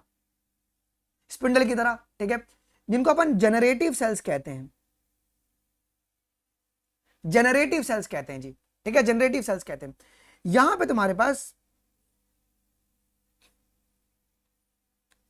इस प्रकार से इनका न्यूक्लियस आपको देखने को मिल रहा है जी। स्पिंडल शेप तुम्हारे पास ये सेल होते हैं जी, क्लियर, जनरेटिव सेल्स। अब सुनो यार, एक्चुअली में क्या होता है ना कि जनरेटिव सेल्स के अंदर तुम्हारा क्या होता है? माइटोसिस होता है। क्या? इसी का माइटोसिस होता है और क्या बनता है? बताओ, इसी के माइटोसिस से आपके पास मेल गैमीट बनता है, मेल गैमीट बनता है। क्लियर है क्या ये बात? ओके ठीक है। ओके सुनो सुनो सुनो ध्यान से। तो स्पिंडल पेपर में आता सवाल कि कौन से सेल के अंदर माइटोसिस होगा तो जाके मेल गैमेट बनेगा, तो आप बोलोगे सर वो है मेरे पास generative cells. Okay vegetative cells के पास बहुत ज्यादा तुम्हारे पास साइटोप्लाज्म में नरिशमेंट प्रोवाइड करवाएगा, लेकिन जेनरेटिव सेल्स में होगा माइटोसिस और तुम्हारा मेल गैमेट बनेगा। मैं फिर से वो स्टोरी को रिपीट करवा रहा हूं, सुनो मेरी स्टोरी को, तुम ये मत करना, निग्लेक्ट मत करना। हमारे स्पोर्जनस टिश्यू है, जब यंग एंथर रहेगा तुम्हारे स्पोर्जनस टिश्यू रहेंगे। ओके ठीक है। हर एक क्या स्पोर्जनस टिश्यू के सेल के पास कैपेसिटी है क्या पोलन मदर सेल की तरह बिहेव करने के लिए? बताओ। हाँ सर कैपेसिटी है। चलो कैपेसिटी है। अब समझो यार मेरे पास क्या होगी कि स्पोर्जनस टिश्यू के बहुत सारे सेल जो है वो अपने आप को मॉडिफाई कर लिए पोलन मदर सेल के अंदर। उनकी प्लॉइडी क्या होगी? ज्योति, रुचि, तनु, जल्दी बताओ। पीएमसी की प्लॉइडी डिप्लॉयड होगी जी। ठीक है। डिप्लॉयड होने के बाद वो कौन से डिवीजन में जाएंगे? लीजा। लीजा कौन से डिवीजन में जाएंगे? वो चले जाएंगे मियोसिस में। और वो क्या बना देंगे? ओके जल्दी बताओ। ज्योति, रुचि, अब आधे लोग तो कमेंट ही नहीं कर रहे हो यार, है बताओ। रिडक्शन डिवीजन में जाएंगे, मियोसिस करेंगे और क्या बनाएंगे? वो क्या बनाएंगे? माइक्रोस्पोर टेट्राड बनाएंगे। पहले टेट्राड बनेगा, पहले टेट्राड बनेगा। ठीक है। जैसे जैसे एंथर मैच्योर करेगा तो डिहाइड्रेट करेंगे और तुम्हारे पास क्या बनेगा जी? माइक्रोस्पोर बन जाएगा जी। अब यही माइक्रोस्पोर तुम्हारे पास, उसको अपन क्या कहते हैं आगे चल के? ओके इसी को अपन पोलन ग्रेन कहते हैं। ओके तो पोलन ग्रेन क्या तुम्हारा मेल गैमेट होता है क्या? No no no no no no sir, pollen grain is a male gametophyte. ठीक है। सो पोलन ग्रेन के अंदर तुमको दो सेल्स देखने को मिलते हैं। देखो पोलन ग्रेन का एक स्ट्रक्चर है, ये आपको एक बाहर एक्साइन मिलेगा और एक इंटाइन मिलेगा। एक्साइन तुम्हारा इतना हार्ड है, इतना रेजिस्टेंट सब्सटेंस है कि भैया इसके वैसे जो पोलन की जो वाइबिलिटी होती है ना, लाखों साल तक ऐसे रहते हैं एकदम। ये तुम्हारे एक्साइन की वजह से प्रोटेक्शन देता है जी। और इंटाइन मिलेगा। दो सेल्स मिलते हैं इसके अंदर, एक है वेजिटेटिव और जेनरेटिव। जेनरेटिव सेल्स कौन सा डिवीजन करेगा बच्चों? माइटोसिस करेगा, इक्वेशनल डिवीजन, और क्या बनाएगा? मेल गैमेट बनाएगा। अब यार तुम्हारी एनसीईआरटी में एक बात बोली गई है क्या कि 60% एंजियोस्पर्म में, 60% एंजियोस्पर्म में क्या होता है? 60% एंजियोस्पर्म में टू सेल्ड स्टेज में शेडिंग होती है। मतलब क्या? जब तुम्हारे मेल गैमेट, जब पोलन ग्रेन जब रिलीज होते हैं, उसके बाद जाके, जब पोलन ग्रेन रिलीज हो रहा है ना, उसके बाद जाके तुम्हारे पास क्या होगा जी बच्चों? आपका माइटोसिस होगा। वो आपके कब होगा? जब वो स्टिग्मा पे लैंड करेगा, जब पोलन ट्यूब जब नीचे इलोंगेट करेगा तब होगा जी। लेकिन 40% में क्या होता है? 40% एंजियोस्पर्म में 3 सेल्ड स्टेज पर शेडिंग होती है। इसका मतलब क्या है? देखो 60% एंजियोस्पर्म ने क्या किया कि अपना पोलन ग्रेन बना लिया, लेकिन मेल गैमेट नहीं बना। बना क्या? नहीं नहीं। जब ये लैंड करेंगे स्टिग्मा के ऊपर तब क्या करेंगे? माइटोसिस करके तुम्हारा मेल गैमेट 2 बना देंगे। उसके लिए इसको 2 सेल्ड स्टेज बोला गया कि जब 60% में सिर्फ वेजिटेटिव और जनरेटिव होगा, लेकिन 40% में 3 सेल्ड होता है। सर 3 सेल्ड कैसे हो गया जी? तो जैसे पोलन ग्रेन बना, माइटोसिस करेगा कौन? जनरेटिव सेल्स, और उसके अंदर 2 मेल गैमेट बन जाएंगे जी। तो एक तो वेजिटेटिव सेल हो गया और 2 मेल गैमेट, 2 सेल, ये तो 3 सेल्ड स्टेज हो गया। ओके ठीक है। चलो जी, ये क्या पढ़ा रहे हैं? मतलब यार जो तुम्हारे सिलेबस में वही पढ़ा रहे हैं, कुछ ज्यादा पढ़ा दिया क्या? चलो पढ़ लें अभी हम लोग अपनी एनसीईआरटी। एनसीईआरटी पढ़ लेते हैं। मुझे बताओ कि कहाँ पे तुम्हारे न्यूक्लियस इरेगुलर है, वेजिटेटिव या जनरेटिव? तो आपके इरेगुलर जो है वो वेजिटेटिव में। स्पिंडल शेप्ड सेल तुम्हारे पास कहाँ पे मिलेंगे? तो जनरेटिव में मिलेंगे। आ जाओ। सो पोलन ग्रेन किसको रिप्रेजेंट कर रहा है? देखो मेरा गला फट रहा है, प्लीज मैं चाहता हूं कि तुम अटेंटिव रहो यहाँ पे। पोलन ग्रेन रिप्रेजेंट कर रहा है मेल गैमेटोफाइट को। It is representing the male gametophyte. देखो if you touches the open anther of hibiscus, hibiscus का मतलब कौन? China rose. अगर तुम चाइना रोज कि ओपन एंथर को तुम छुओगे तो कैसा लगेगा ना कि तुम्हारे को एकदम ओके ऐसा लगेगा कि थोड़ा सा ऊपर नीचे लगेगा। उसको कैसे बोल सकते हैं अपन? कभी सैंड पेपर को छुआ है तुमने? ओके सैंड पेपर को उसी तरीके से लगेगा। और any other flowers you would find a deposition of yellowish powdery pollen grains on your finger. Okay तो ये आपके येलो कलर के दिखते हैं। कौन सा कलर है बच्चों? येलो कलर के आपके दिखते हैं जी, आपको देखने को मिलेगा जी। अब तुम क्या करो? स्प्रिंकल करो इस ग्रेन को on the drop of water, take in a glass slide and observe them. तुम क्या करो? उस पोलन ग्रेन को है ना, जो येलो वाला पोलन ग्रेन तुम्हारे हाथ पे गिरा हुआ है, तुम उसको एक स्लाइड पे डालो और पानी डाल के उसको माइक्रोस्कोप में देखो जी। देख लेना। अरे यार ये मेरा आईपैड नहीं चल रहा है। आइए जी, आप उसको माइक्रोस्कोप में देखिए जी। Okay, you will be really amazed that the variety and architecture, size, shape, colour, design seen on the pollen grain. Okay, क्या सारे पोलन ग्रेन का शेप साइज सेम है? नहीं सर, सभी का शेप साइज जो होता है वो अलग होता है। इसके लिए रिस्पॉन्सिबल कौन है? रिस्पॉन्सिबल इज एक्साइन, आपका आउटर मोस्ट लेयर, ये आपका रिस्पॉन्सिबल था। सारे पोलन ग्रेन का ना अलग अलग शेप साइज होता है बच्चों। ओके ठीक है, माइक्रोस्कोप है वो, माइक्रोस्कोप है, माइक्रोस्पोर बोला क्या मैं? माइक्रोस्कोप बोला। अब सुनो, हमें देखने के लिए, हमें अगर अपना पोलन ग्रेन अगर देखना है माइक्रोस्कोप में, हम लोग कौन सा टेक्निक यूज करते हैं बच्चों? तो micrograph, scanning electron micrograph of a few pollen grain. Okay, तो देख लेना, इलेक्ट्रॉन माइक्रोग्राफ है ये। टेक्निक का नाम अगर पूछ दे याद रहना चाहिए क्या? इलेक्ट्रॉन माइक्रोग्राफ की मदद से हम लोग देख पाएंगे पोलन ग्रेन को माइक्रोस्कोप के अंदर जी। क्लियर है? ये याद रखना, इलेक्ट्रॉन माइक्रोग्राफ। आगे की ओर बढ़ो जी। अब पोलन ग्रेन जनरली तुम्हारे कैसे थे बच्चों? अब अपनी एनसीईआरटी पे सभी लोग फोकस करना, मैंने सारी बातें आपको पढ़ा दी है। They are generally spherical, measuring about 25 से लेके 50 माइक्रोमीटर इन डायामीटर। सुनो यार, इनकी डायमीटर कितनी है? पहली बात, पोलन ग्रेन जो है वो स्फेरिकल है, स्फेरिकल है, 20 से 25 माइक्रोमीटर का इसका डायमीटर है। क्लियर है? अब देखो, इनमें दो तुम्हारे वॉल लेयर बन रहे हैं क्या? It has a prominent 2 layered wall. दो तुम्हारे वॉल लेयर थे, एक बाहर तुम्हारा हार्ड आउटर लेयर था। ओके, आपके पास दो वॉल लेयर है, दो वॉल लेयर है। पहला लेयर कौन सा है बच्चों? बाहर का आपका आउटर जो है वो है एक्साइन, ये आपका हार्ड है, और दूसरा तुम्हारा इंटाइन है। क्लियर है? अब सुनो जी, तो आपका जो आउटर जो तुम्हारे लेयर है, आउटर लेयर, वो तुम्हारा हार्ड है, स्मूथ है, बहुत हार्ड है, जिसे अपन एक्साइन कहते हैं जी। ये किन से मिलके बना हुआ? It is made up of the sporopollenin, याद रखना। और sporopollenin is a most resistant organic material. बेटा स्टेटमेंट में घुमा देगा भाई, बहुत चतुर हैं एनटीए वाले। ओके, स्पोरोपोलिनिन तुम्हारा ऑर्गेनिक मटेरियल है, इनऑर्गेनिक मटेरियल है? तो sporopollenin is a organic material known. अब जो स्पोरोपोलिनिन है ना, it can withstand the high temperature and the strong acid also and the alkali also. ये इसको हाई टेम्परेचर में छोड़ दो, हाई एसिड में रख दो, अल्कलाई में रख दो, इसके ऊपर कोई भी केमिकल का फर्क भी नहीं पड़ेगा और एनवायरमेंट का भी फर्क नहीं पड़ने वाला है। No enzyme that degrades the sporopollenin is so far known। अभी तक कोई भी ऐसा एंजाइम पता नहीं चला है जो कि स्पोरोपोलिनिन को डिग्रेड कर दे जी। खाते हैं वो डाइजेस्ट नहीं, उनको ना हम लोग क्या करते हैं, उनका एक्साइन और एंटाइन निकाल लेते हैं, उनके सेल्स को दिया जाता है। उनके सेल्स को हम लोग एक्साइन नहीं दे सकते क्योंकि डाइजेस्ट होगा ही नहीं ना। बहुत अच्छा सवाल है ये। पूछेंगे ना कि सर पोलन टैबलेट जो मार्केट में खाते हैं, एक्चुअली में क्या होता है ना, उनकी एक्साइन एंटाइन को हटा दिया जाता है। क्लियर है? आगे की ओर सुनो जी। तो आउटर वॉल लेयर कौन है तुम्हारे पास? एक्साइन है, जो कि बहुत ही स्ट्रांग होता है आपके पास। इसके बाद सुनिएगा जी, अब पोलन ग्रेन जो होता है एक्साइन, अच्छा एक्साइन तुम्हारा कॉन्टिन्यूअस है या नॉन कॉन्टिन्यूअस है? मैंने लिखा था एक्साइन तुम्हारा नॉन कॉन्टिन्यूअस होता है। नॉन कॉन्टिन्यूअस, नॉन कॉन्टिन्यूअस का मतलब क्या? There will be having some prominent aperture which is called a germ pore, जहां पे स्पोरोपोलिनिन तुम्हारा एब्सेंट होता है।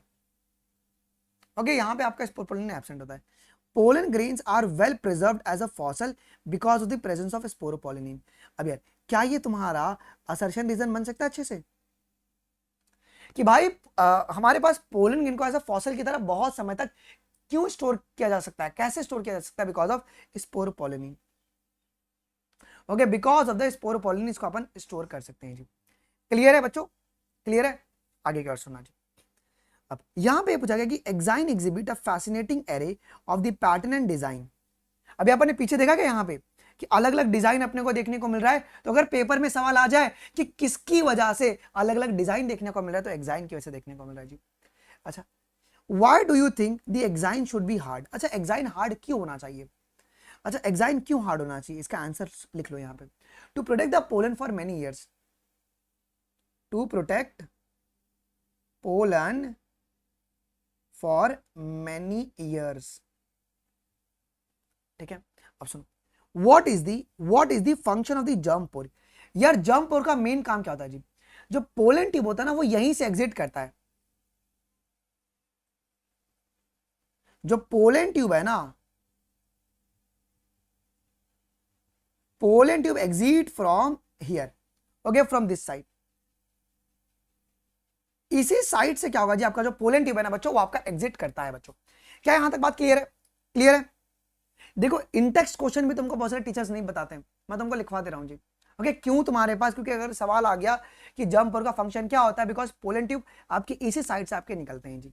ओके ठीक है, राहुल तुम थोड़ा ऊपर जाके चेक करो, मैंने शायद 25 अप्रैल को दिया हुआ है, चेक कर लेना, ठीक है। आ जाओ। अब इनर वॉल लेयर कौन सा आपके पास, इनर जो वॉल है तुम्हारा पोलन ग्रेन का, उसे अपन इंटाइन कहते हैं क्या जी, और एक कॉन्टिन्यूअस है। देखो अब ये तुम्हारा थिन है, ये थिन है, और ये तुम्हारा कॉन्टिन्यूअस लेयर होता है which is made up of the cellulose and pectin, या पेक्टोज भी कह सकते हो। अब जो साइटोप्लाज्म है पोलन ग्रेन का, it is surrounded by the plasma membrane. मतलब अगर मैं यहां पे डायग्राम देखूंगा तो यहां पे ना प्लाज्मा मेम्ब्रेन भी होता है। Okay, this is your plasma membrane, plasma membrane. Clear है? आ जाओ आगे की ओर बढ़ो जी। इसके बाद सुनो जी, when the pollen grains is mature, जब पोलन ग्रेन मैच्योर करेगा तो कितने सेल्स होते हैं? इट कंटेन 2 सेल्स, एक है वेजिटेटिव और एक है तुम्हारा जनरेटिव सेल्स। अब सुनो, वेजिटेटिव सेल्स तुम्हारा बड़ा था क्या, याद है? देखो वेजिटेटिव सेल्स कितना बड़ा है, दिख रहा है, ये पूरा बड़ा है। Okay, is a bigger and has a abundant food reserve. और यहां पे तुम्हारा न्यूक्लियस कैसा है जी, लार्ज इरेगुलर शेप्ड न्यूक्लियस आपको देखने को मिलता है। क्लियर है? ये आपको देखने को मिलेगा। इसके बाद जनरेटिव सेल्स कैसा होता है जी बच्चों, the generative cell is a very small and floats in the cytoplasm, ठीक है, ऑफ द वेजिटेटिव सेल्स। तो वेजिटेटिव सेल्स के साइटोप्लाज्म में जनरेटिव सेल्स तुम्हारे फ्लोट करते हैं जी। अब okay, it is a spindle shaped with a dense cytoplasm and a nucleus, ये तुम्हारा स्पिंडल शेप्ड सेल है। 60% एंजियोस्पर्म में जो शेडिंग होगा वो कौन से स्टेज पर होगा? Okay, pollen grains are shedded at the 2 celled stage. कौन कौन सा? Vegetative and generative. लेकिन इन द रिमेनिंग स्पीशीज कितना? 40%। Okay, the generative cells divide mitotically, याद करना कौन सा सेल डिवाइड कर रहा है? जनरेटिव सेल डिवाइड कर रहा है। कैसे डिवाइड कर रहा है? माइटोटिकली डिवाइड कर रहा है। और कितने मेल गैमेट्स बन रहे हैं? Give rise to the 2 male gametes before pollen grains are shedded. Okay, तो 40% में शेडिंग के पहले तुम्हारे पास 3 सेल्ड स्टेज बनता है। क्या कोई डाउट है क्या बच्चों? क्या किसी को कोई डाउट है? आइए जी, अब सुनो जी, ये तुम्हारे पास ये पोलन ग्रेन टेट्राड का इमेज है, ये पोलन ग्रेन बोल दो या माइक्रोस्पोर टेट्राड का ये इमेज है। क्लियर है? क्लियर है? ठीक है, आइए। अब ये दिखा रहा है कि किस तरीके से न्यूक्लियस है और तुम्हारे पास एक असिमेट्रिक स्पिंडल बन रहा है, और ये आगे चले किसमें डेवलप होगा? ये तुम्हारा आगे चल के आपका जनरेटिव सेल में ये ट्रांसफॉर्म हो जाएगा जी। ऊपर तुम्हारा वेजिटेटिव सेल्स है और ये तुम्हारा जनरेटिव सेल्स है, लार्ज है, इरेगुलर शेप न्यूक्लियस है और फूड रिजर्व बहुत ज्यादा है जी। अब जनरेटिव सेल्स ही तुम्हारा माइटोसिस करता है क्या जी? और कितने मेल गैमेट बनाएगा जी? 2 मेल गैमेट बनाता है। क्लियर है आपको? क्या ये बात है क्लियर है? क्या बात है क्लियर है? अच्छे से जी। ओके सर, क्या रीजन है 60% पोलन ग्रेन का 2 सेल्ड स्टेज पे शेडिंग करना? देखो बहुत बारी क्या होता है ना कि देखो ये एक्सपेंसिव प्रोसेस होगा, यहाँ पे एटीपी खर्चा होगा क्या, 2 सेल से 3 स्टेज में कन्वर्ट, बिकॉज 3 स्टेज वाला जो है वही मेल गैमेट, क्योंकि अभी मेल गैमेट बना नहीं है 2 स्टेज में। ओके, ये एटीपी एक्सपेंसिव एटीपी लगता है, तभी जाके तुम्हारा वो 2 मेल गैमेट बनेगा। और ये कंफर्म नहीं है कि जो भी तुम्हारा पोलन ग्रेन जो आपका बना है वो जाके आपका स्टिग्मा पे जर्मिनेट करने वाला है जी। तो बहुत बारी क्या करता है ना, प्लांट ये सोचता है कि काम करो कि ना मेल गैमेट अभी मत बनाओ, जब स्टिग्मा पे लैंड हो जाएगा ना उस समय माइटोसिस कर लेंगे जनरेटिव सेल्स में और 2 मेल गैमेट बना लेंगे जी। ओके, तो 60% एंजियोस्पर्म में यही चल रहा है। 40% में क्या होता है ना कि जब तुम्हारा डेवलपमेंट चलता है माइक्रोस्पोरोजेनेसिस, उसी दौरान तुम्हारे पास क्या होगा जी, जनरेटिव सेल्स माइटोसिस करके 2 मेल गैमेट बना देता है जी। ओके ठीक है, चलो आ जाओ जी। यहां तक कोई डाउट है किसी को? 1 पैसे का भी कोई दिक्कत नहीं ना, आगे की ओर सुनो जी। अब थोड़ा सा इसको भी पढ़ लेते हैं, तुम्हारा फिर टॉपिक खत्म हो जाएगा, टॉपिक खत्म हो जाएगा फिर। ओके, इसकी सिर्फ रीडिंग मारना है, इसमें कुछ पीएचडी नहीं करना है। अब जो पोलन ग्रेन्स होता है बच्चों, वो एलर्जी कॉज करता है क्या? अगर तुम उसको सूंघ लोगे ना तो भैया तुमको प्रॉब्लम, बीमारी हो जाएगा। तो वही बात बोला गया, pollen grain of the many species cause the severe allergies and bronchial एफ्लिशन।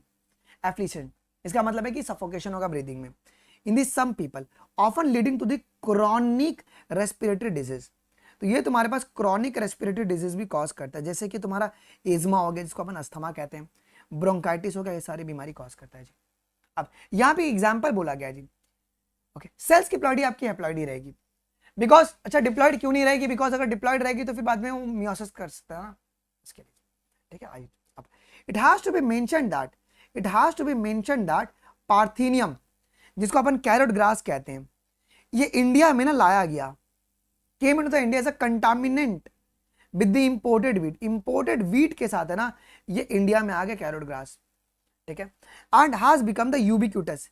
अच्छा, यूबिक्यूटस का मतलब क्या होता है? यूबिक्यूटस का मतलब universal, okay, in occurrence and causes the pollen allergy, और यही तुम्हारा पोलन एलर्जी कॉज करता है जी। ओके, कंटामिनेंट्स का मतलब होता है इम्प्योरिटी।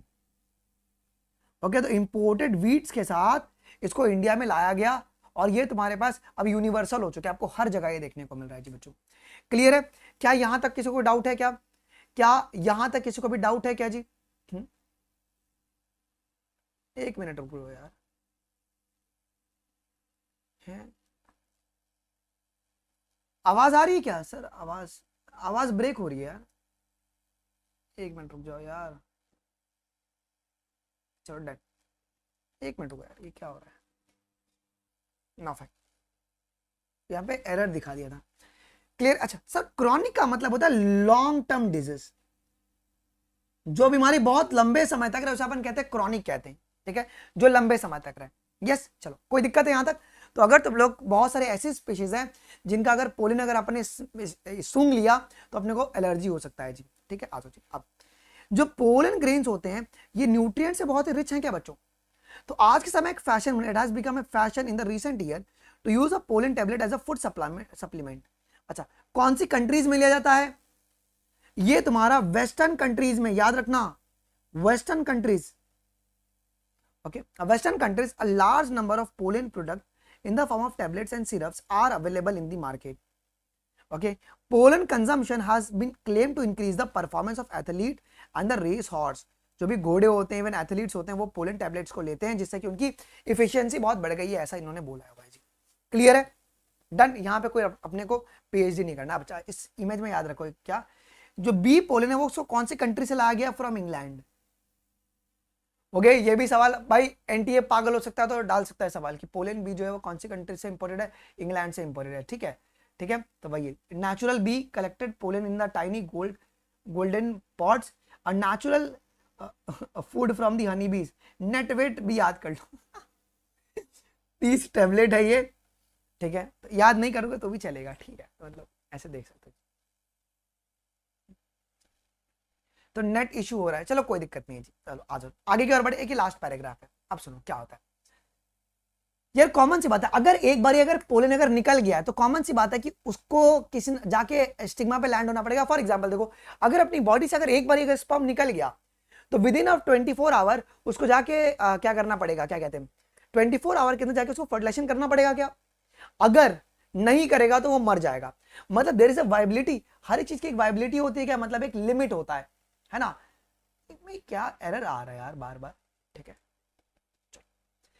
हर एक का ना एक तुम्हारे पास कह सकते हैं कि एक्सपायरी डेट है, अगर उससे पहले अगर काम नहीं करेगा ना तो उसकी जो पावर है वो खत्म हो जाएगी जी। ठीक है, तो वही बोला गया जी। So when once they are shedded, मतलब जैसे तुम्हारा अगर पोलन बाहर निकल गया, pollen grains have to land on the stigma before they lose the viability. Okay, viability का मतलब क्या होता है? Power of germination. Okay, power to germinate, power to germinate. एक बारी अगर शेडिंग हो चुकी है तो गारंटी है कि भैया उसको जाके आपका लैंड करना ही करना है जी। ओके, चलो, वो आउंस होता है, आउंस आउंस आउंस, वो लोग वेस्टर्न कंट्रीज में वो लोग यूज करते हैं आउंस। ठीक है, आइए जी। तो वाइबिलिटी जो है सबके लिए सेम होगा क्या जी? वाइबिलिटी सभी के लिए सेम नहीं होता, आपका वो वेरिएबल होता है जी। सुनो जी, if they have to bring about the fertilization, how long do you think the pollen grains retain the viability, कितना होता है? देखो, the period for which the pollen grains remain viable is highly variable and to some extent depends, याद रखना paper का सवाल, जो viability है depends upon viability of pollen depends upon, ये किसके ऊपर डिपेंड करेगा? तो ये डिपेंड करेगा टेम्परेचर एंड ह्यूमिडिटी, ह्यूमिडिटी ये दो फैक्टर पे आपका डिपेंड करता है, टेम्परेचर और ह्यूमिडिटी पर आपका डिपेंड करता है viability of pollen grain. Clear है? ये बात ध्यान रखना जी। तो लिखा है ना, on the prevailing temperature and the humidity, इस पर आपका डिपेंड करेगा टेम्परेचर एंड ह्यूमिडिटी जी। अब देखो, in the some cereals such as a rice and the wheat, जो पोलन ग्रेन की जो वाइबिलिटी है ना, वो विद इन 30 मिनट, मतलब 30 मिनट्स के बाद ये लोग आपके इनकैपेबल हो जाएंगे, फिर या तुम्हारे फर्टिलाइजेशन नहीं कर पाएंगे जी। तो व्हीट और राइस में जो वाइबिलिटी सिर्फ 30 मिनट्स है of their release, and in some member of the Rosaceae Leguminosae and Solanaceae family they maintain the viability for the month, मतलब 30 डेज, एक महीने की इनकी वाइबिलिटी होती है। याद रखना, व्हीट और राइस कितना जी? 30 मिनट्स, और रोजी लेग्यूमिनोसी और सोलोनेसी ये तुम्हारी कुछ मंथ तक के लिए होती है जी। अच्छा, you may have heard the storing the semen, आपने सुना है ना कि सर हम लोग स्पर्म को स्टोर कर सकते हैं, सीमन को स्टोर कर सकते हैं for many animals including the humans, for artificial insemination अपन करवाते हैं, जब हमें आर्टिफिशियल इंसेमिनेशन करवाना होता है तो हम सीमन को स्टोर करवा लेते हैं जी। अब देखो जी, ऐसे ही तुम्हारा पोलन ग्रेन को भी अपन स्टोर कर सकते हैं जी। It is possible to store the pollen grains of the larger number of the species for the many year in the liquid nitrogen -196 degree centigrade. इसे क्या कहते हैं अपन? इसे क्रायो प्रिजर्वेशन कहते हैं, क्रायो प्रिजर्वेशन। क्लियर है? इसे क्रायो प्रिजर्वेशन कहा जाता है जी। ठीक है, such stored pollen can be used as a pollen bank, ठीक है, similar to the seed bank in the crop breeding program, इसको क्रॉप ब्रीडिंग प्रोग्राम में अपन यूज करते हैं। क्लियर है? क्या सभी को याद हो गया बच्चों? क्या सभी को याद हो गया? क्या कुछ सवाल कर लें? क्या सवाल कर लेते हैं जी। ठीक है, चलो, माइक्रोस्पोरेंजिनिया में तुम्हारे कितने वॉल लेयर्स हैं? आपके कितने वॉल लेयर्स है बच्चों? कितने वॉल लेयर्स है बताओ? कुल आपके 4 वॉल लेयर्स हैं। कितने वॉल लेयर्स हैं आपके पास? यहाँ पे 4 वॉल लेयर्स होते हैं। आगे सुनो, इनर मोस्ट लेयर जो है माइक्रोस्पोरेंजिनियम का, उसे क्या कहते हैं? Inner most layer. Inner most layer को हम लोग क्या कहते हैं बताओ? क्या टपेटम कहते हैं? टपेटम कहते हैं। डन है गुरु? टपेटम। आ जाओ जी, which of the following constitute the layers wall of the microsporangium? कौन कौन तुम्हारे पास यहाँ पे लेयर है? कौन कौन यहाँ पे तुम्हारा लेयर है? कौन कौन लेयर है? दिमाग लगाना। एक तो एंडोथीसियम हो जाएगा, एंडोकार्प नहीं होगा जी, आउटर इंटीग्यूमेंट नहीं होगा, इनर इंटीग्यूमेंट भी नहीं होगा, एपिडर्मिस होगा, मिडल लेयर होगा, टपेटम होगा, ये एक्टोकार्प नहीं होगा जी। मतलब क्या? ए, ई, एफ और एच होगा। ओके, ए, ई, एफ और एच होगा। सारे लोग कमेंट करेंगे भाई, तो नन ऑफ दिस। आगे क्या सुनो, which wall layer of the microsporangium help in the dehiscence? बताओ, देहीसेंस और प्रोटेक्शन में कौन हेल्प कर रहा है? प्रोटेक्शन में और देहीसेंस में कौन हेल्प कर रहा है? तो बाहर के 3 लेयर, क्या बच्चों बाहर के 3 लेयर जो आपकी हेल्प करते हैं क्या? चलो, स्टेट द करेक्ट स्टेटमेंट। भाई कौन कौन सा स्टेटमेंट आपका यहां पे करेक्ट है?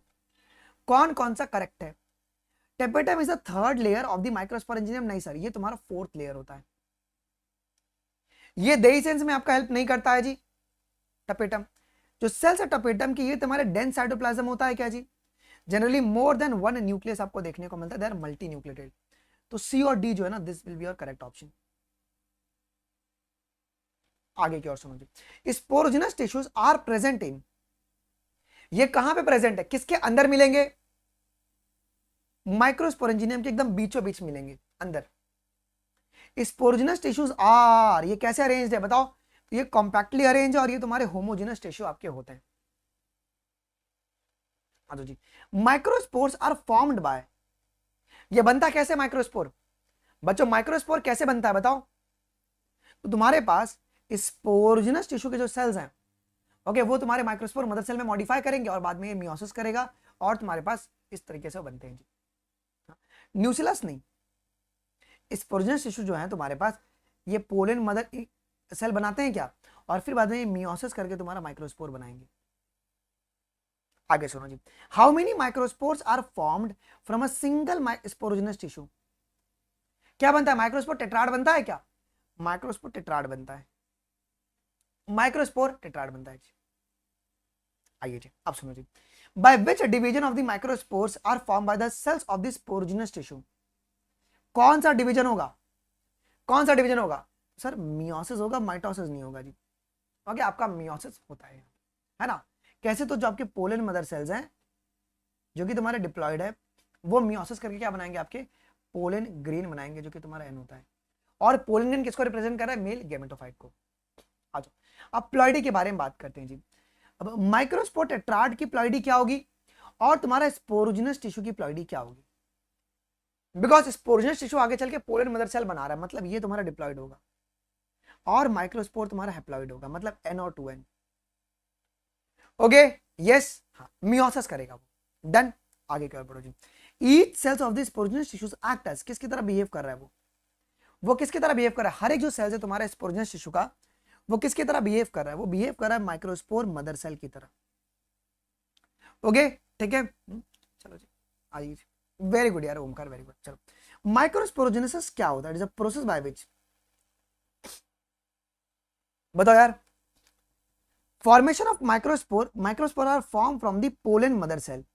बच्चों कौन सा डिवीजन होगा, कौन सा डिवीजन, आपका मियोसिस। ओके ठीक है, आ जाओ जी। और मेच्योरिटी आंसर क्या होंगे जी बच्चों, डिहाइड्रेट होंगे, हाइड्रेट होंगे जी। ऑन मेच्योरिटी आंसर जो है ना वो डिहाइड्रेट हो जाते हैं जी। Male gametophyte is represented by, male gametophyte is represented by the pollen grain. Okay आगे की ओर बढ़ो जी। पोलन ग्रेन का जो डायमीटर है वो कितना होता है जी, 25 से लेके 50 माइक्रोमीटर आपके पास होता है जी। कितना, 25 से लेके 50 माइक्रोमीटर। यस, ये 10 टू द पावर -6 हो गया तो ये नहीं आएगा, नन ऑफ दिस। तुमको ना ये देखना, अगर ये रहेगा ऑप्शन में तो ही तुम टिक करना, वरना टिक मत करना। ओके अरे भाई 10 टू द पावर -6 हो गया तो -6 कैसे आएगा, माइक्रो है ना, गलत हो जाएगा ना। आउटर लेयर जो है पोलन का, it is made up of, किनसे मिलके बना, आउटर लेयर एक्साइन जो है वो तुम्हारा स्पोरोपोलिनिन से मिलके बना हुआ है। Pollen exine of having the sporopollenin which is present, ये कहां पे प्रेजेंट है जी, तो ये तुम्हारे पास एक लेयर में पूरा प्रेजेंट है, बट ये एब्सेंट होता है तुम्हारे स्मॉल अपर्चर में एक पोलन के। वो स्मॉल अपर्चर को अपन क्या कहते हैं, जर्म पोर कहते हैं। उसे जर्म पोर कहते हैं क्या, उसे अपन जर्म पोर कहते हैं बच्चों। आगे सुनो जी, द इनर लेयर जो है पोलन का उसे अपन इंटाइन कहते हैं क्या, वो किनसे मिलके बना हुआ है जी, सेलुलोज और पेक्टिन। आइए जी, mature pollen grain contain how many cells, कितने सेल्स होते हैं जी। ओके आपके पास दो सेल्स होते हैं क्या, मतलब 2 ही सेल्स होते हैं ना, वो 2 ही सेल आएगा, यहाँ पे एक्चुअली गलत हो गया है, 2 सेल आएगा, 2 सेल्स आपके आते हैं, ठीक है। एक मैच्योर पोलन ग्रेन, अभी मैच्योर, अभी तक माइटोसिस नहीं हुआ है। इन vegetative cells pollen grain is कैसा होगा, वेजिटेटिव सेल्स स्मॉल नहीं लार्ज होता है, ये फूड रिजर्व होता है, इरेगुलर शेप्ड आपको न्यूक्लियस मिलेगा, है ना। Cells in the pollen grains which is a small have a nucleus in the dense cytoplasm.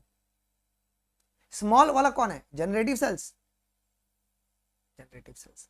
आगे बढ़ो जी, प्लॉइडी क्या होगा, जनरेटिव सेल्स का और वेजिटेटिव सेल्स का। देखो इनकी प्लॉइडी क्या होगी, क्योंकि ये माइक्रोस्पोर से मिलके बने, पोलन ग्रेन की प्लॉइडी क्या है, हैप्लॉइड होती है, तो इनकी भी प्लॉइडी क्या होगी, हैप्लॉइडी होगी। मैंने आपको बताया ना, दोनों सेल्स की प्लॉइडी आपकी हैप्लॉइड होगी जी। 60% एंजियोस्पर्म में जो शेडिंग होगा कितने स्टेज पर होगा जी, 2 सेल्ड स्टेज पर आपकी शेडिंग की जाती है। In this some plant pollen is shedded 3 celled stage. कौन सा सेल डिवाइड करेगा और कौन सा डिवीजन, तो वेजिटेटिव सेल्स डिवाइड करता है और ये माइटोटिक डिवीजन करवाता है जी। कौन, वेजिटेटिव सेल्स डिवाइड करेंगे और वो माइटोटिक डिवीजन करवाते हैं जी। डन, मियोसिस नहीं, वेजिटेटिव सेल्स नहीं ना, नालायको, मैं गलत बताऊंगा तुम भी गलत करोगे। अरे जनरेटिव सेल्स है ना, वो जनरेटिव सेल्स है ना, मैं तो मस्ती किया, तुमने मान भी लिया बात को, हैं। जनरेटिव वेजिटेटिव सेल्स डिवाइड नहीं करता, वो फूड रिजर्व में तुम्हारा अबंडेंट है, तो जनरेटिव सेल्स तुम्हारा डिवाइड करेगा माइटोसिस से और वो तुम्हारे पास बना देगा जी। Carrot grass is the common name of, किसका कॉमन नेम है बच्चों? पार्थिनियम स्पीशीज का, एंथीराइनियम नहीं, एंथीरेनियम नहीं, parthenium. Parthenium plant introduce in India, actually वो कौन सा डिजीज कॉज करेगा? पार्थिनियम कौन सा डिजीज कॉज कर रहा है बताओ? ये कॉज कर रहा है तुम्हारा एलर्जी, एलर्जी कॉज कर रहा है। पोलन कैन एडवर्सली अफेक्ट कौन सा बॉडी पार्ट? एलर्जी कौन सा होगा जी? Respiratory system. आगे समझो, कौन यहां पे इनकरेक्ट सेंटेंस है? टेक योर टाइम, आराम से दिमाग लगाओ अपना 2 MB का। कौन सा इनकरेक्ट सेंटेंस है? चेक करो कौन इनकरेक्ट है। देखो आपका जो आउटर थिन लेयर होता है, आउटर थिन लेयर ना ना ना हार्ड होता है, ये आपका हार्ड होता है आउटर लेयर, तो ये गलत हो गया। इनर लेयर होते हैं, पोलन इज कॉल्ड नहीं, इनर लेयर को अपन इंटाइन कहते हैं, इंटाइन कहते हैं। Pollen grains are rich in the nutrients, और उनका टैबलेट जो है वो सप्लीमेंट की तरह यूज करते हैं, और इसको एथलीट्स और रेस हॉर्स भी जो है वो लेते हैं जी।